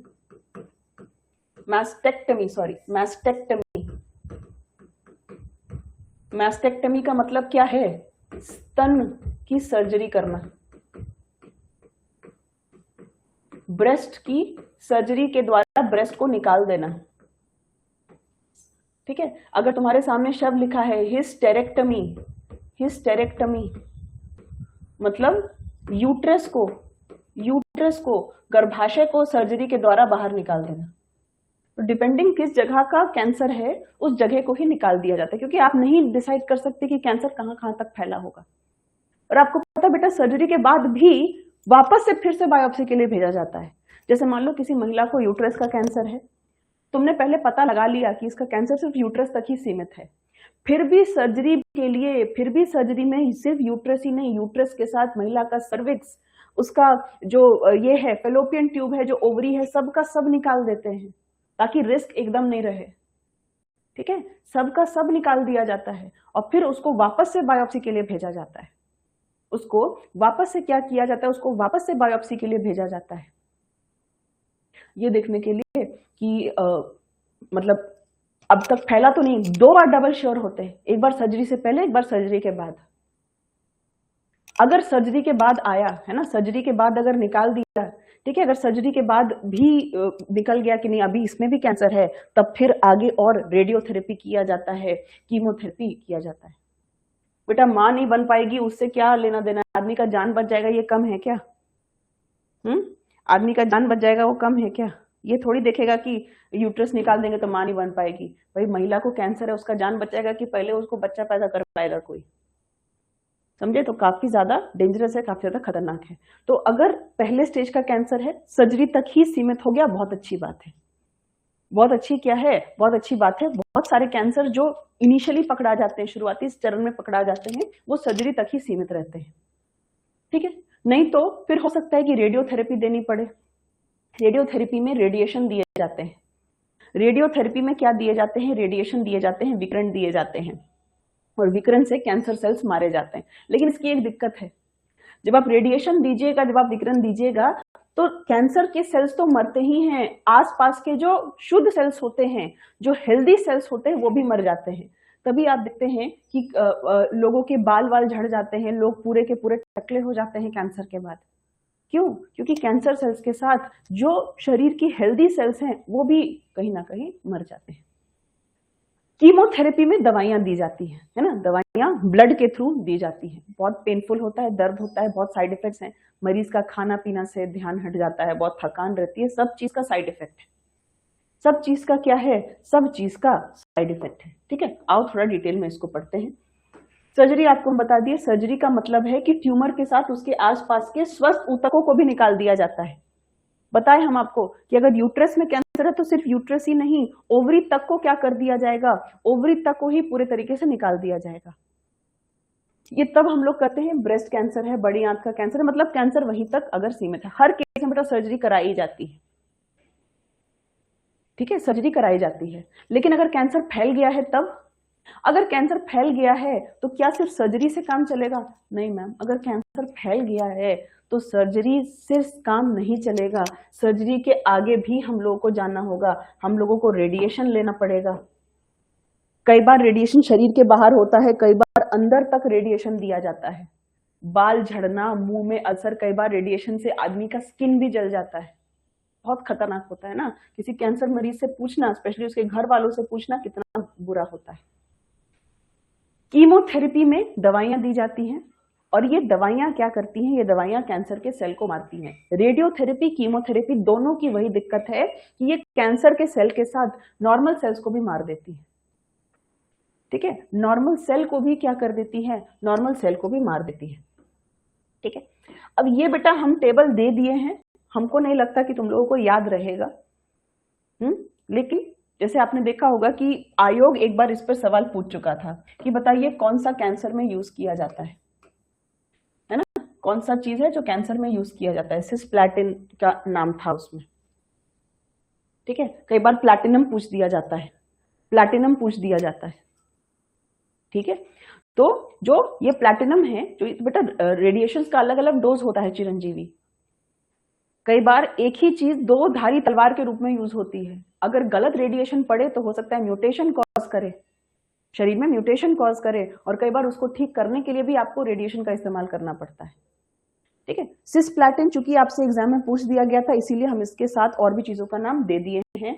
हम नहीं कहेंगे तुम लोगों को याद करो, हम बस लिख दिए हैं कि यहाँ पे रहे। याद करना पॉसिबल नहीं है, हो जाए तो बहुत अच्छा चीज है, जरूरी नहीं है इसको याद करना, क्योंकि एक बार एग्जाम में इसे क्वेश्चन आ गया था, है ना, प्लैटिनम के नाम से, तो इसीलिए हमने यहाँ पर आपको दे दिया। नहीं याद रहे कोई बात नहीं।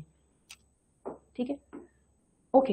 एक चीज तुम लोगों को बताना चाहेंगे, कार टी सेल थेरेपी, क्योंकि साइंस टेक्नोलॉजी में चर्चा में था काफी। ठीक है, ये है तुम्हारा कार टी सेल थेरेपी। ये बहुत सुर्खियों में आया, बहुत बार लोगों ने दावा किया कि फॉरेन में काफी पेशेंट्स ठीक हो गए हैं, तो ये कैंसर का अच्छा इलाज है, लेकिन ऐसा नहीं हुआ। फुल फॉर्म क्या है? फुल फॉर्म क्या है? Chimeric antigen T cell receptor, CART, CART। C से क्या आता है? सी से फुल फॉर्म में है काइमेरिक, काइमेरिक। ए से क्या आता है? ए से आता है एंटीजन, ए से क्या आता है? एंटीजन। आर से क्या आता है? रिसेप्टर, आर से क्या आता है? आर से आता है रिसेप्टर, रिसेप्टर यानी ग्राही। अभी हम समझाते हैं तुमको। टी से क्या आता है? ये टी से क्या आता है? T cell. ठीक है, टी से क्या आता है बेटा? टी से आता है टी सेल। तो कार टी सेल थेरेपी का फुल फॉर्म आपसे पूछा जा सकता है। जैसे देखे होंगे कि अभी कौन सा एग्जाम हुआ था यार, ADO का एग्जाम वगैरह हुआ था ना, उसमें ये तो नहीं पूछा था, किसी चीज का फुल फॉर्म पूछा था, क्रिस्पर तकनीक का फुल फॉर्म पूछा था।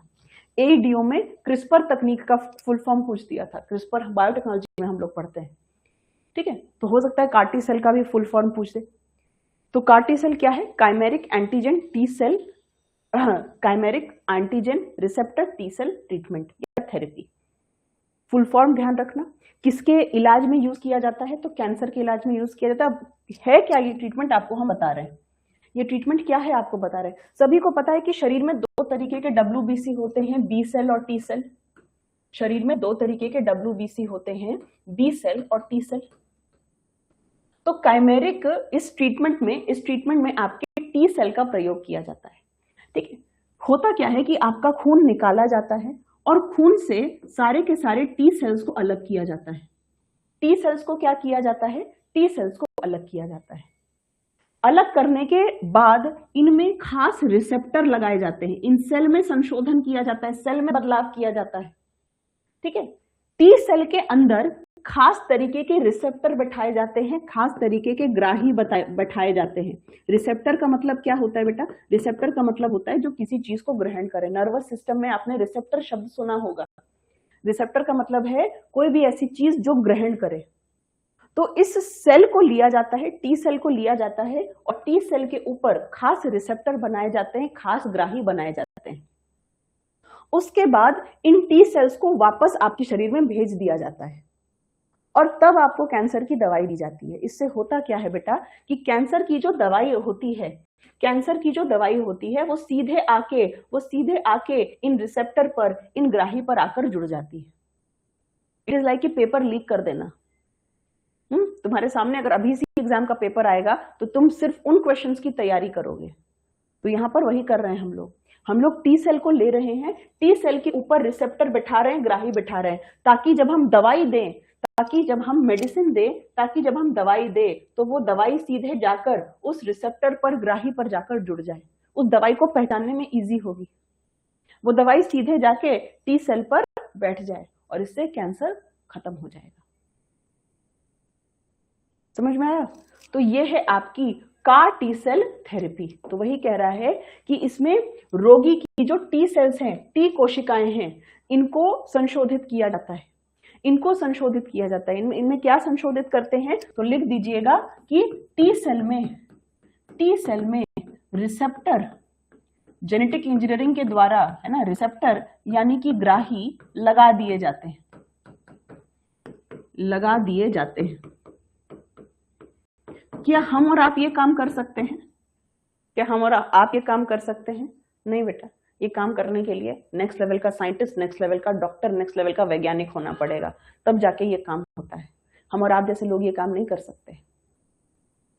ठीक है। तो शरीर से टी सेल्स निकाला जाता है और उन सेल को जो लोग बायोटेक्नोलॉजी में, जैव प्रौद्योगिकी में, जेनेटिक्स में पारंगत हासिल होते हैं, जिन्होंने बहुत सारी ट्रेनिंग ली हुई होती है देश विदेश में, वो इन सारे ट्रीटमेंट को करते हैं, वो इन सारे ट्रीटमेंट को करते हैं। ठीक है। तो ये है कार टी सेल थेरेपी, है ना, कार टी सेल थेरेपी। ये हाल फिलहाल का ट्रीटमेंट है। किसी ने पूछा कि मैम स्टेम सेल भी यूज किया जा सकता है क्या? स्टेम सेल भी यूज किया जा सकता है बेटा। स्टेम सेल शरीर की वो कोशिकाएं होती हैं जो किसी भी कोशिका में बदली जा सकती है, कोरा कागज की तरह।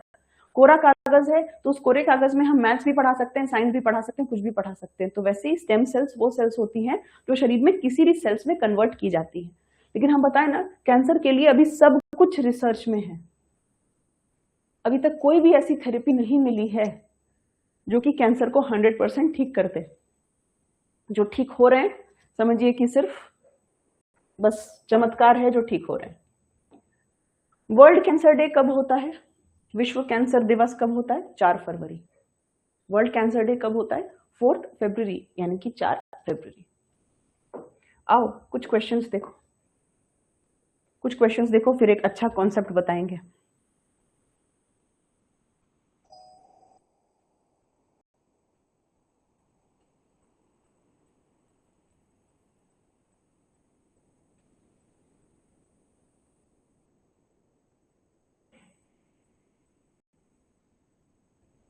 कैंसर की प्रमुख विशेषता क्या है? बिल्कुल सही, अनकंट्रोल्ड सेल डिवीजन।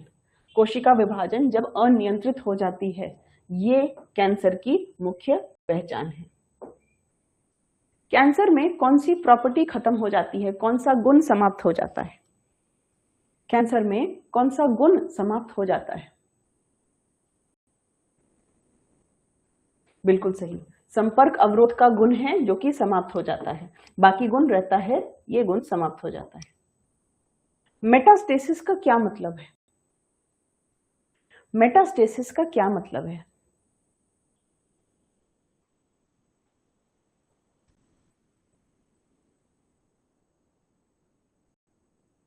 कैंसर की कोशिकाओं तक का फैल जाना, कैंसर की कोशिकाओं का फैल जाना मेटास्टेसिस कहलाता है। इनमें से कौन सा बिनाइन ट्यूमर है? इनमें से कौन सा बिनाइन ट्यूमर है? बिनाइन का मतलब है जो कि फैलता नहीं है। लिखाए हैं एग्जाम्पल में तुम लोगों को। बिनाइन ट्यूमर कौन सा है? लाइपोमा बिनाइन है, बाकी सब मैलिग्नेंट है। ल्यूकेमिया मतलब WBC का कैंसर, मेलेनोमा मतलब मेलानोसाइट का कैंसर, कार्सिनोमा मतलब लंग ब्रेस्ट का कैंसर, नेक्स्ट,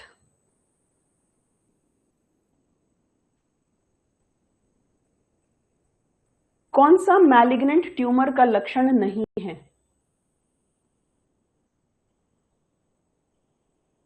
कौन सा मैलिग्नेंट ट्यूमर का लक्षण नहीं है? बिल्कुल, उसके ऊपर कैप्सूल नहीं होती, क्योंकि अगर कैप्सूल होती तो वो फैलता ही नहीं। क्लास में पढ़ाया मैं तुम लोगों को। अब कहोगे मैम क्लास के स्टार्टिंग में पढ़ाई थी, पढ़ाए हुए 1.25 घंटा बीत गया, 1.25 घंटा में थोड़ी ना याद रहेगा।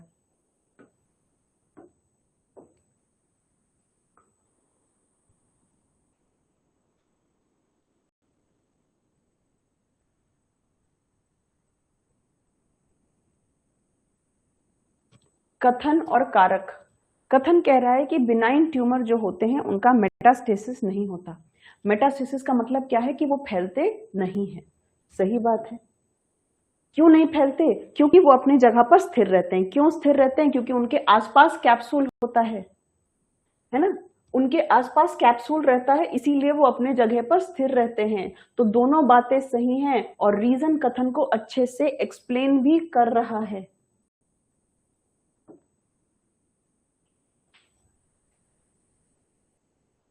गोल्ड स्टैंडर्ड क्या है कैंसर के डायग्नोसिस का? लिखे थे नोट्स में।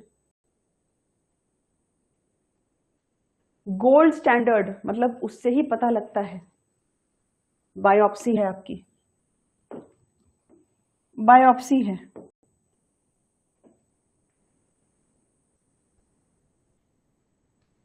चैप्टर के स्टार्टिंग में आओ बेटा, नोट्स में एक पॉइंट जरा ऐड करना, है ना? हम लोग एक पॉइंट मिस कर गए हैं, बहुत इंपॉर्टेंट पॉइंट है, मेरे दिमाग से स्किप कर गया। कोई नहीं, चैप्टर के बिल्कुल स्टार्टिंग में, जो भी लोग साथ में नोट्स बना रहे हैं वो एकदम चैप्टर के स्टार्टिंग में आएंगे, ठीक है? चैप्टर के स्टार्टिंग में आएंगे और वर्ड लिखेंगे। ऑन्को शब्द का मतलब ही कैंसर होता है।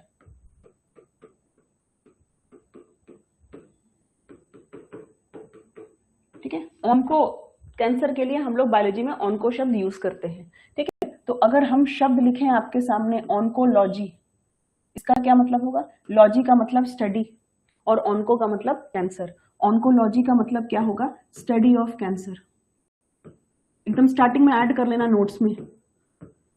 जो जो लोग मेरे साथ नोट्स बना रहे हैं, जो बाद में बनाएंगे वो तो कोई दिक्कत नहीं है, लेकिन जो साथ में बना रहे होंगे वो स्टार्टिंग में ऐड कर लेना, ठीक है? अगर हम कहते हैं ऑन्कोजीन, तो जीन का मतलब जीन, ऑन्को का मतलब कैंसर, कैंसर कॉजिंग जीन। शरीर में कोई ऐसा जीन जो कि कैंसर कर रहा है, कैंसर करने वाला जीन। ऑन्को वायरस यानी कैंसर करने वाला वायरस। तो तुम अगर लिख लोगे कि मूल शब्द ऑन्को का मतलब कैंसर है, तो तुम सारी चीजें उसे निकाल सकते हो, ठीक है? अब आओ मेरे क्वेश्चन पे। कुछ चैप्टर्स बेटा एनसीईआरटी के बियॉन्ड हम लोग को जाना पड़ता है, क्योंकि एनसीईआरटी सफिशिएंट नहीं लगती। This is one such chapter जिसमें कि एनसीईआरटी सफिशिएंट नहीं लग रही। एनसीईआरटी में बहुत थोड़ा दिया हुआ है। चलो अब देखो, इम्यूनिटी चैप्टर पढ़ो सुभद्रा। रिवीजन तुम लोग को पढ़ा देते हैं, तुम लोग रिवीजन नहीं कर रहे होते हो। रिवीजन नहीं करोगे तो फिर कैसे काम चलेगा?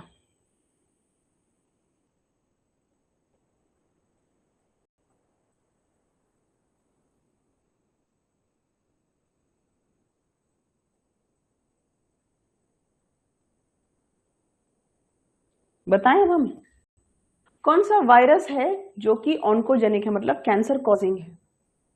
ह्यूमन पैपिलोमा वायरस है कि नहीं? HBV यानी हेपेटाइटिस बी वायरस, EBV यानी एप्स्टीन बार वायरस, ठीक है? HIV से क्या कैंसर होता है? HIV से क्या कैंसर होता है? HIV से क्या कैंसर होता है? इंटरफेरॉन क्या होता है बेटा? इंटरफेरॉन वो प्रोटीन होते हैं जो आपके शरीर में तब बनते हैं जब वायरस आप पर हमला करता है, उसी को इंटरफेरॉन कहते हैं, है ना? वायरस के हमला करने पर शरीर में जो प्रोटीन बनते हैं उसको इंटरफेरॉन कहते हैं। बेटा आमतौर पे देखो, आमतौर पे HIV एड्स करता है। ह्यूमन इम्यूनोडिफिशियंसी वायरस आमतौर पर एड्स करता है, ठीक है? कैंसर नहीं करता, आमतौर पर एड्स करता है। ठीक है, इसीलिए ये आंसर नहीं होगा, इसीलिए 1, 2, 3 ही आंसर होंगे। ठीक है, लेकिन एक बात आप लोगों को बता रहे हैं, ध्यान रख लेना, एड्स बीमारी का आखिरी स्टेज होता है। एड्स बीमारी का आखिरी स्टेज है। एचआईवी शुरुआत होती है, एड्स बीमारी का आखिरी स्टेज है। एड्स शब्द का मतलब क्या है कि शरीर का जो इम्यून सिस्टम में शरीर की प्रतिरक्षा प्रणाली है वो बिल्कुल बोल गई है। कई बार ऐसा देखा जाता है, हमेशा नहीं, कई बार ऐसा देखा जाता है कि एड्स के रोगी में एक कैंसर देखा जाता है जिसको कहा जाता है कपोसी सार्कोमा। कई बार ऐसा होता है कि जो एड्स के रोगी होते हैं, कुछ रोगी में एड्स तो है ही, एड्स होने के साथ साथ कपोसी सार्कोमा नाम का कैंसर हो जाता है। कपोसी सार्कोमा किसको कहते हैं? कपोसी सार्कोमा किसको कहते हैं? ब्लड वेसल के अंदर का कैंसर। जैसे आर्टरी है, धमनी है जिससे खून बह रहा है, तो खून जिस ट्यूब में बह रहा है, जिस धमनी में बह रहा है, उसका कैंसर। ठीक है, ब्लड वेसल का कैंसर। कपोसी सार्कोमा क्या है? जो ब्लड वेसल है उसके अंदर कैंसर होना, रक्त वाहिका का कैंसर होना। लेकिन बेटा इस क्वेश्चन में एचआईवी आंसर नहीं होगा। मेरा ध्यान से सुनना, हम तुमको क्या बताए। ठीक है, ध्यान से सुनना, हम तुमको क्या बताए। हम तुमसे पूछे कि कौन सा कैंसर है जो कि ऑन्कोजेनिक है। ऑन्कोजेनिक है मतलब कि कैंसर कर सकता है। हर एचआईवी कपोसी सार्कोमा नहीं करता। निर्मल प्लीज क्लास के बीच में स्पैम मत करिए बेटा। हम लोग यहाँ पे बैच चेंज करना, बैच काउंसलिंग करने के लिए नहीं बैठे, हम यहाँ पे आपको पढ़ाने बैठे हैं। ठीक है, तो प्लीज एक तो आप लोग लाइव क्लास में पढ़ने आते हो कि नहीं आते हो, हम कभी आप लोगों को पढ़ते हुए नहीं देखते, लेकिन बैच चेंज कराने के लिए स्पैम जरूर कर रहे हो। बैच चेंज किसी का नहीं होता है। ठीक है, हम लोग बैच चेंज नहीं करते कि आप एक बैच लिए फिर बोल रहे मैम हमको उसमें कर दीजिए। बैच चेंज नहीं हो सकता। ठीक है, नहीं हो सकता वो। और प्लीज जो भी आप हेल्पलाइन नंबर पे बात कर लीजिए, एक तो बैच चेंज होता ही नहीं है, वो भी आपको वही बोलेंगे कि helpline number batch change possible नहीं है।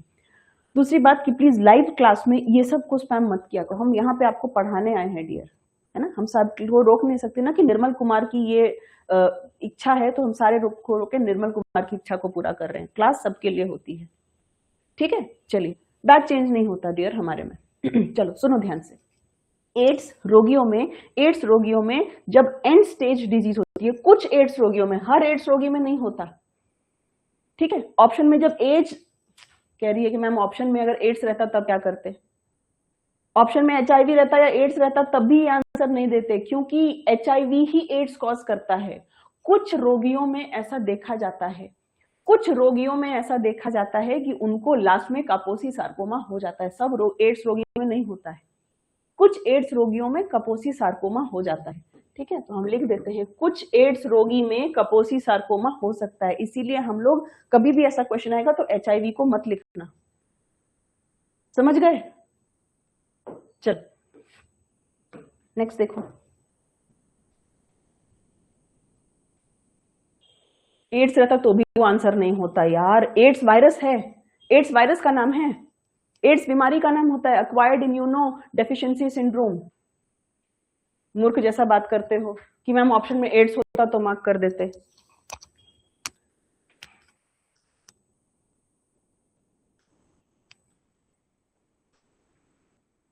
कैंसर अनियंत्रित सेल डिवीजन के कारण होता है, सही बात है। बिनाइन ट्यूमर सदैव मेटास्टेसिस करते हैं? नहीं जी, बिनाइन ट्यूमर मेटास्टेसिस नहीं करते। कैंसर की कोशिका संपर्क अवरोध का गुण खो देती है, सही बात है। कैंसर की कोशिकाएं नॉर्मल सेल्स के साथ कंपीट करती हैं, प्रतिस्पर्धा करती हैं, बिल्कुल पोषण के लिए नॉर्मल सेल्स के साथ प्रतिस्पर्धा कर रही होती हैं, बिल्कुल सही बात है। 1, 3 और 4 करेक्ट है, ये रहा आपका आंसर। 1, 3 और 4 करेक्ट है, ये रहा आपका आंसर। ठीक है, अब एक चीज और बता रहे हैं, एनसीईआरटी से एक्स्ट्रा है लेकिन प्यारा कॉन्सेप्ट है तो हमको लगा कि आपको बता देना चाहिए। बेटा आपके शरीर में ना जीन होते हैं, मुझे पता है बहुत सारे जीन हैं आपके शरीर में, हर कुछ के लिए जीन होता है। जीन मतलब डीएनए का एक सेगमेंट को जीन कहते हैं। जीन किसको कहते हैं? हम सबके पास डीएनए है, डीएनए का एक सेगमेंट है, डीएनए का एक हिस्सा है जिसको हम लोग जीन का नाम देते हैं। आपके शरीर में हर कुछ के लिए जीन है, बाल के रंग के लिए जीन, आंख के रंग के लिए जीन, लंबाई के लिए जीन, हाइट कम है तो उसके लिए जीन, हर कुछ के लिए जीन रहते हैं। और आपको पता है ये जीन कैंसर कर भी सकते हैं और कैंसर से बचा भी सकते हैं। यही जीन हो सकते हैं जो कैंसर कर भी सकते हैं और कैंसर से बचा भी सकते हैं। ठीक है, अगर कोई ऑन्कोजीन है तो इसका मतलब है कि वो कैंसर वाला जीन है, वो कैंसर वाला जीन है। कई बार ये जीन हमारे शरीर में होते तो हैं, लेकिन कई बार ये सुस्त अवस्था में होते हैं। एक शब्द बताती हूं आपको, वो शब्द है प्रोटो ऑन्कोजीन। शब्द क्या लिखे? शब्द है प्रोटो ऑन्कोजीन। प्रोटो ऑन्कोजीन ऐसे जीन होते हैं बेटा जो आपके शरीर में कैंसर में तो बदल सकते हैं, लेकिन अभी वो शांत हैं। जैसे होता है ना कि हम अंदर से बहुत बदमाश हैं, लेकिन कहते हैं ना ऊपर बस शांत हैं, जब तक कि सामने वाला शांत है हम शांत हैं। तो बेटा प्रोटो ऑन्कोजीन कौन से जीन है? ये कैंसर वाले जीन ही हैं, लेकिन ये इनएक्टिव है। ऑन्कोजीन है मतलब कैंसर वाला जीन, सामने प्रोटो शब्द लिख दिया मतलब सुस्त, तो ये क्या है? ये इनएक्टिव कैंसर जीन है। ये इनएक्टिव कैंसर जीन है। ये निष्क्रिय, ये आपके निष्क्रिय क्या है? ये निष्क्रिय कैंसर जीन है। शरीर में ऐसे जीन जो कि कैंसर कर सकते हैं लेकिन इनएक्टिव है, निष्क्रिय है। ठीक है, अब एक बात बताओ कि अगर इनएक्टिव है, निष्क्रिय है, तो क्या कैंसर करेगा? क्या नहीं करेगा? नहीं करेगा। ठीक है, अगर इनएक्टिव है तो उस वक्त कैंसर नहीं करेगा, लेकिन बेटा ये कहते हैं ना टिकिंग बॉम्ब है। ठीक है, ये क्या कहते हैं? ये टिकिंग बॉम्ब है। टिकिंग बॉम्ब है, इसका मतलब क्या है? टिकिंग बॉम्ब का मतलब है कि कभी भी अगर इसको कोई भी ये मिला, एक्सरे मिला, यूवी रेडिएशन मिला, कोई भी केमिकल मिला, तो इसमें क्या होती है? इसमें क्षमता होती है कि ये फट से क्या कर सकता है? ये फट से कैंसर वाले जीन में बदल सकता है। ये फट से कैंसर वाले जीन में बदल सकता है। समझे? तो प्रोटो ऑन्कोजीन इनएक्टिव जीन है, सुस्त है, लेकिन कहते हैं टिकिंग बॉम्ब है। टिकिंग बॉम्ब का मतलब है बम है जो कि सुस्त पड़ा हुआ है। हो सकता है कि शरीर में कुछ भी बदलाव हो, तुरंत ये कैंसर वाले जीन में बदल जाए। हम सबके शरीर में कुछ प्रोटो ऑन्कोजीन हो सकते हैं। कौन से हैं? जब आप अपने पूरे जीन की जांच कराओगे तो आपको पता चलेगा। अगर किसी के पास इतना पैसा है, समय है, तो करा लेना, कोई मतलब नहीं। ठीक है, तो प्रोटो ऑन्कोजीन वो जीन है जो कि क्या कर सकते हैं? जो कि आपको कैंसर में बदल सकते हैं। इनएक्टिव है, निष्क्रिय है, हो सकता है कि आगे चल के कभी कैंसर में ये बदल जाएंगे, एक्टिव हो सकते हैं। ठीक है, एक जीन आपके शरीर में कहलाता है P53। हम सबके शरीर में एक जीन होती है जिसको P53 जीन कहते हैं। ये हम सबका गार्जियन है, ये हम सबका गार्जियन है। हमारे सबके शरीर में एक जीन है P53। P53 को हमारा गार्जियन कहा जाता है। गार्जियन मतलब ये हमारी सुरक्षा करता है। गार्जियन किसको कहते हैं? पेरेंट्स को गार्जियन कहते हैं। गार्जियन का मतलब है जो जिसपे आपकी सुरक्षा की जिम्मेदारी है। हम सबके शरीर में एक जीन है P53 और वो हमारे लिए अच्छा है, हमारे शरीर का गार्जियन है, सुरक्षा कर रहा है हमको, मतलब कैंसर से बचा रहा है, हमारे डीएनए की मरम्मत कर रहा है, डीएनए में म्यूटेशन वगैरह सबसे हमारी क्या कर रहा है? सबसे हमारी सुरक्षा कर रहा है, एक तरीके से हम सबको बचा रहा है। अब तुम हमको एक बात बताओ, अगर इसी जीन में परिवर्तन हो जाए तो? तुम्हारे पेरेंट्स का काम है तुम्हारी सुरक्षा करना, लेकिन रक्षक ही भक्षक बन जाए तब? मान लो शरीर में म्यूटेशन हो, शरीर में उत्परिवर्तन हो और यही शरीर तुम्हारे लिए घातक बन जाए तब? मैम तब हमको कौन बचाएगा? तब तो कैंसर हो जाएगा। बिल्कुल, देखा गया है बेटा 50% कैंसर जो होते हैं ना, वो इसी जीन में म्यूटेशन के कारण होते हैं। ठीक है, इस जीन में अगर म्यूटेशन हो गया, अगर इस जीन में म्यूटेशन हो गया, अगर इस जीन में उत्परिवर्तन हो गया, तो आपको क्या हो जाएगा? आपको कैंसर हो सकता है। देखा गया है 50% कैंसर्स में P53 का म्यूटेशन होता है। तो हमारे शरीर के अंदर एक कौन सा जीन है? P53 जीन है, जिसको गार्जियन ऑफ द जीनोम कहा जाता है, जीनोम का रक्षक कहा जाता है। क्यों जीनोम का रक्षक कहा जाता है? ये जीनोम का रक्षक इसलिए कहा जाता है क्योंकि ट्यूमर निर्माण को रोकता है। ये ट्यूमर निर्माण को क्या करता है? ये ट्यूमर निर्माण को रोकता है। ठीक है, खराब सेल को मार देता है और जो बचता है जो अच्छा सेल होता है उसकी मरम्मत करता है, ठीक है, डीएनए की मरम्मत भी कर सकता है, इसीलिए हर मायने में हमारे लिए अच्छा है। बेटा म्यूटेशन के बहुत सारे कारण हैं, सारे कार्सिनोजन म्यूटेशन के कारण है जरीन, लिखा है तो एक्सरे, यूवी रे, सबसे म्यूटेशन हो सकता है। 50% से अधिक कैंसरों में P53 जीन में म्यूटेशन हो सकता है। जहां इस P53 जीन में म्यूटेशन हुआ, उत्परिवर्तन हुआ कि अपने लिए डेंजर है, खतरा है। तो कोई तुमसे अब पूछता है कि गार्जियन कौन है, जीनोम का गार्जियन कौन है, क्या लिखोगे? P53।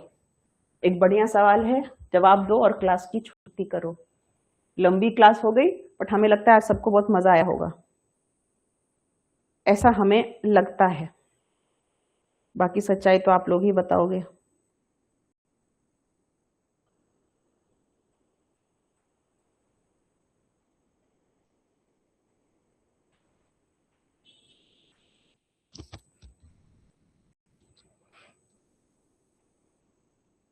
कह रहा है P53 जीन में म्यूटेशन हुआ, उत्परिवर्तन हुआ, ठीक है, P53 जीन में म्यूटेशन हुआ, उत्परिवर्तन हुआ। म्यूटेशन हुआ मतलब उसका काम रुक गया, उसका काम रुक गया, ठीक है। तो बताइए शरीर में क्या बदलाव होगा, शरीर में क्या बदलाव होगा? बेटा P53 जीन क्या करता था? P53 जीन डीएनए का मरम्मत करता था। अब अगर उसी में बदलाव हो गया, माँ बाप सुरक्षा के लिए होते हैं, माँ बाप ही में बदल जाएंगे तो फिर सुरक्षा कौन करेगा? ठीक है, इसका काम है डीएनए का रिपेयर करना। एपोप्टोसिस का मतलब क्या होता है बेटा? एपोप्टोसिस का मतलब होता है सेल की मृत्यु। जब सेल पुराना हो जाता है, जब कोशिका में दिक्कत आती है तो सेल की मृत्यु अपने आप हो ही जाती है, ठीक है। तो एपोप्टोसिस में सेल की डेथ हो जाती है, कोशिका की मृत्यु हो जाती है। समय पर कोशिका की मृत्यु होना जरूरी है, नहीं तो वो सेल शरीर में सड़ा सड़ा मतलब बर्बाद हो जाएगा और सेल डिवीजन और आगे करता रहेगा। तो समय पर सेल की डेथ, समय पर कोशिका की मृत्यु एपोप्टोसिस कहलाती है। एपोप्टोसिस शरीर के लिए जरूरी है बेटा। आरबीसी का जीवन काल 120 दिन का होता है, 120 दिन के बाद आरबीसी नष्ट हो जाते हैं। तो बॉडी में एक नॉर्मल प्रोसेस है कि जो खराब सेल्स है उनका मरना जरूरी है, और उसके लिए भी P53 मदद करता है। तो P53 में म्यूटेशन होगा, उत्परिवर्तन होगा, तो जाहिर सी बात है वो अपना काम नहीं करेगा, समझे? तो काफी कुछ सीखने को मिला होगा आप लोगों को, है ना। आज ये टॉपिक यहाँ पे खत्म होता है, एनसीईआरटी कवर प्लस एनसीईआरटी के बियॉन्ड, ठीक है।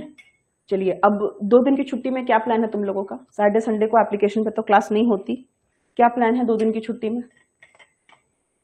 क्या रेस्ट करना है? 2 दिन की छुट्टी में क्या करना है? रेस्ट करना है? हाँ, घोड़े बेच के सोगे, घूमने जाओगे, क्या प्लान है? एप्लीकेशन पे अब हम लोग सोमवार को मिलेंगे, क्या रिवाइज करोगे? मंडे की क्लास में आओगे, ये रटा हुआ होना चाहिए, मैग्नेटिज्म रटा हुआ होना चाहिए, ठीक है, ये रटा हुआ होना चाहिए, मैग्नेटिज्म रटा हुआ होना चाहिए। हम तुम लोग को जब टारगेट दिए थे कि क्लास करना है मैग्नेटिज्म का, तो हम ध्यान ही नहीं याद आया था कि सैटरडे संडे है जिसमें तुम्हारा लाइव क्लास नहीं है, ठीक है। तुमको काम देके जा रहे हैं, होमवर्क देके जा रहे हैं, टास्क को देके जा रहे हैं, ठीक है। सिलेक्शन चाहिए तो मेरा बात मानना होगा, ठीक है, और मेरा बात एकदम आंख बंद करके मानना होगा। मंडे का क्लास आने से पहले, अब तुम्हारे पास आज का पूरा दिन, शनिवार का पूरा दिन, रविवार का पूरा दिन, मंडे की भी सुबह, मंडे को तुम 9 बजे हमसे मिलोगे यहाँ पे, ठीक है।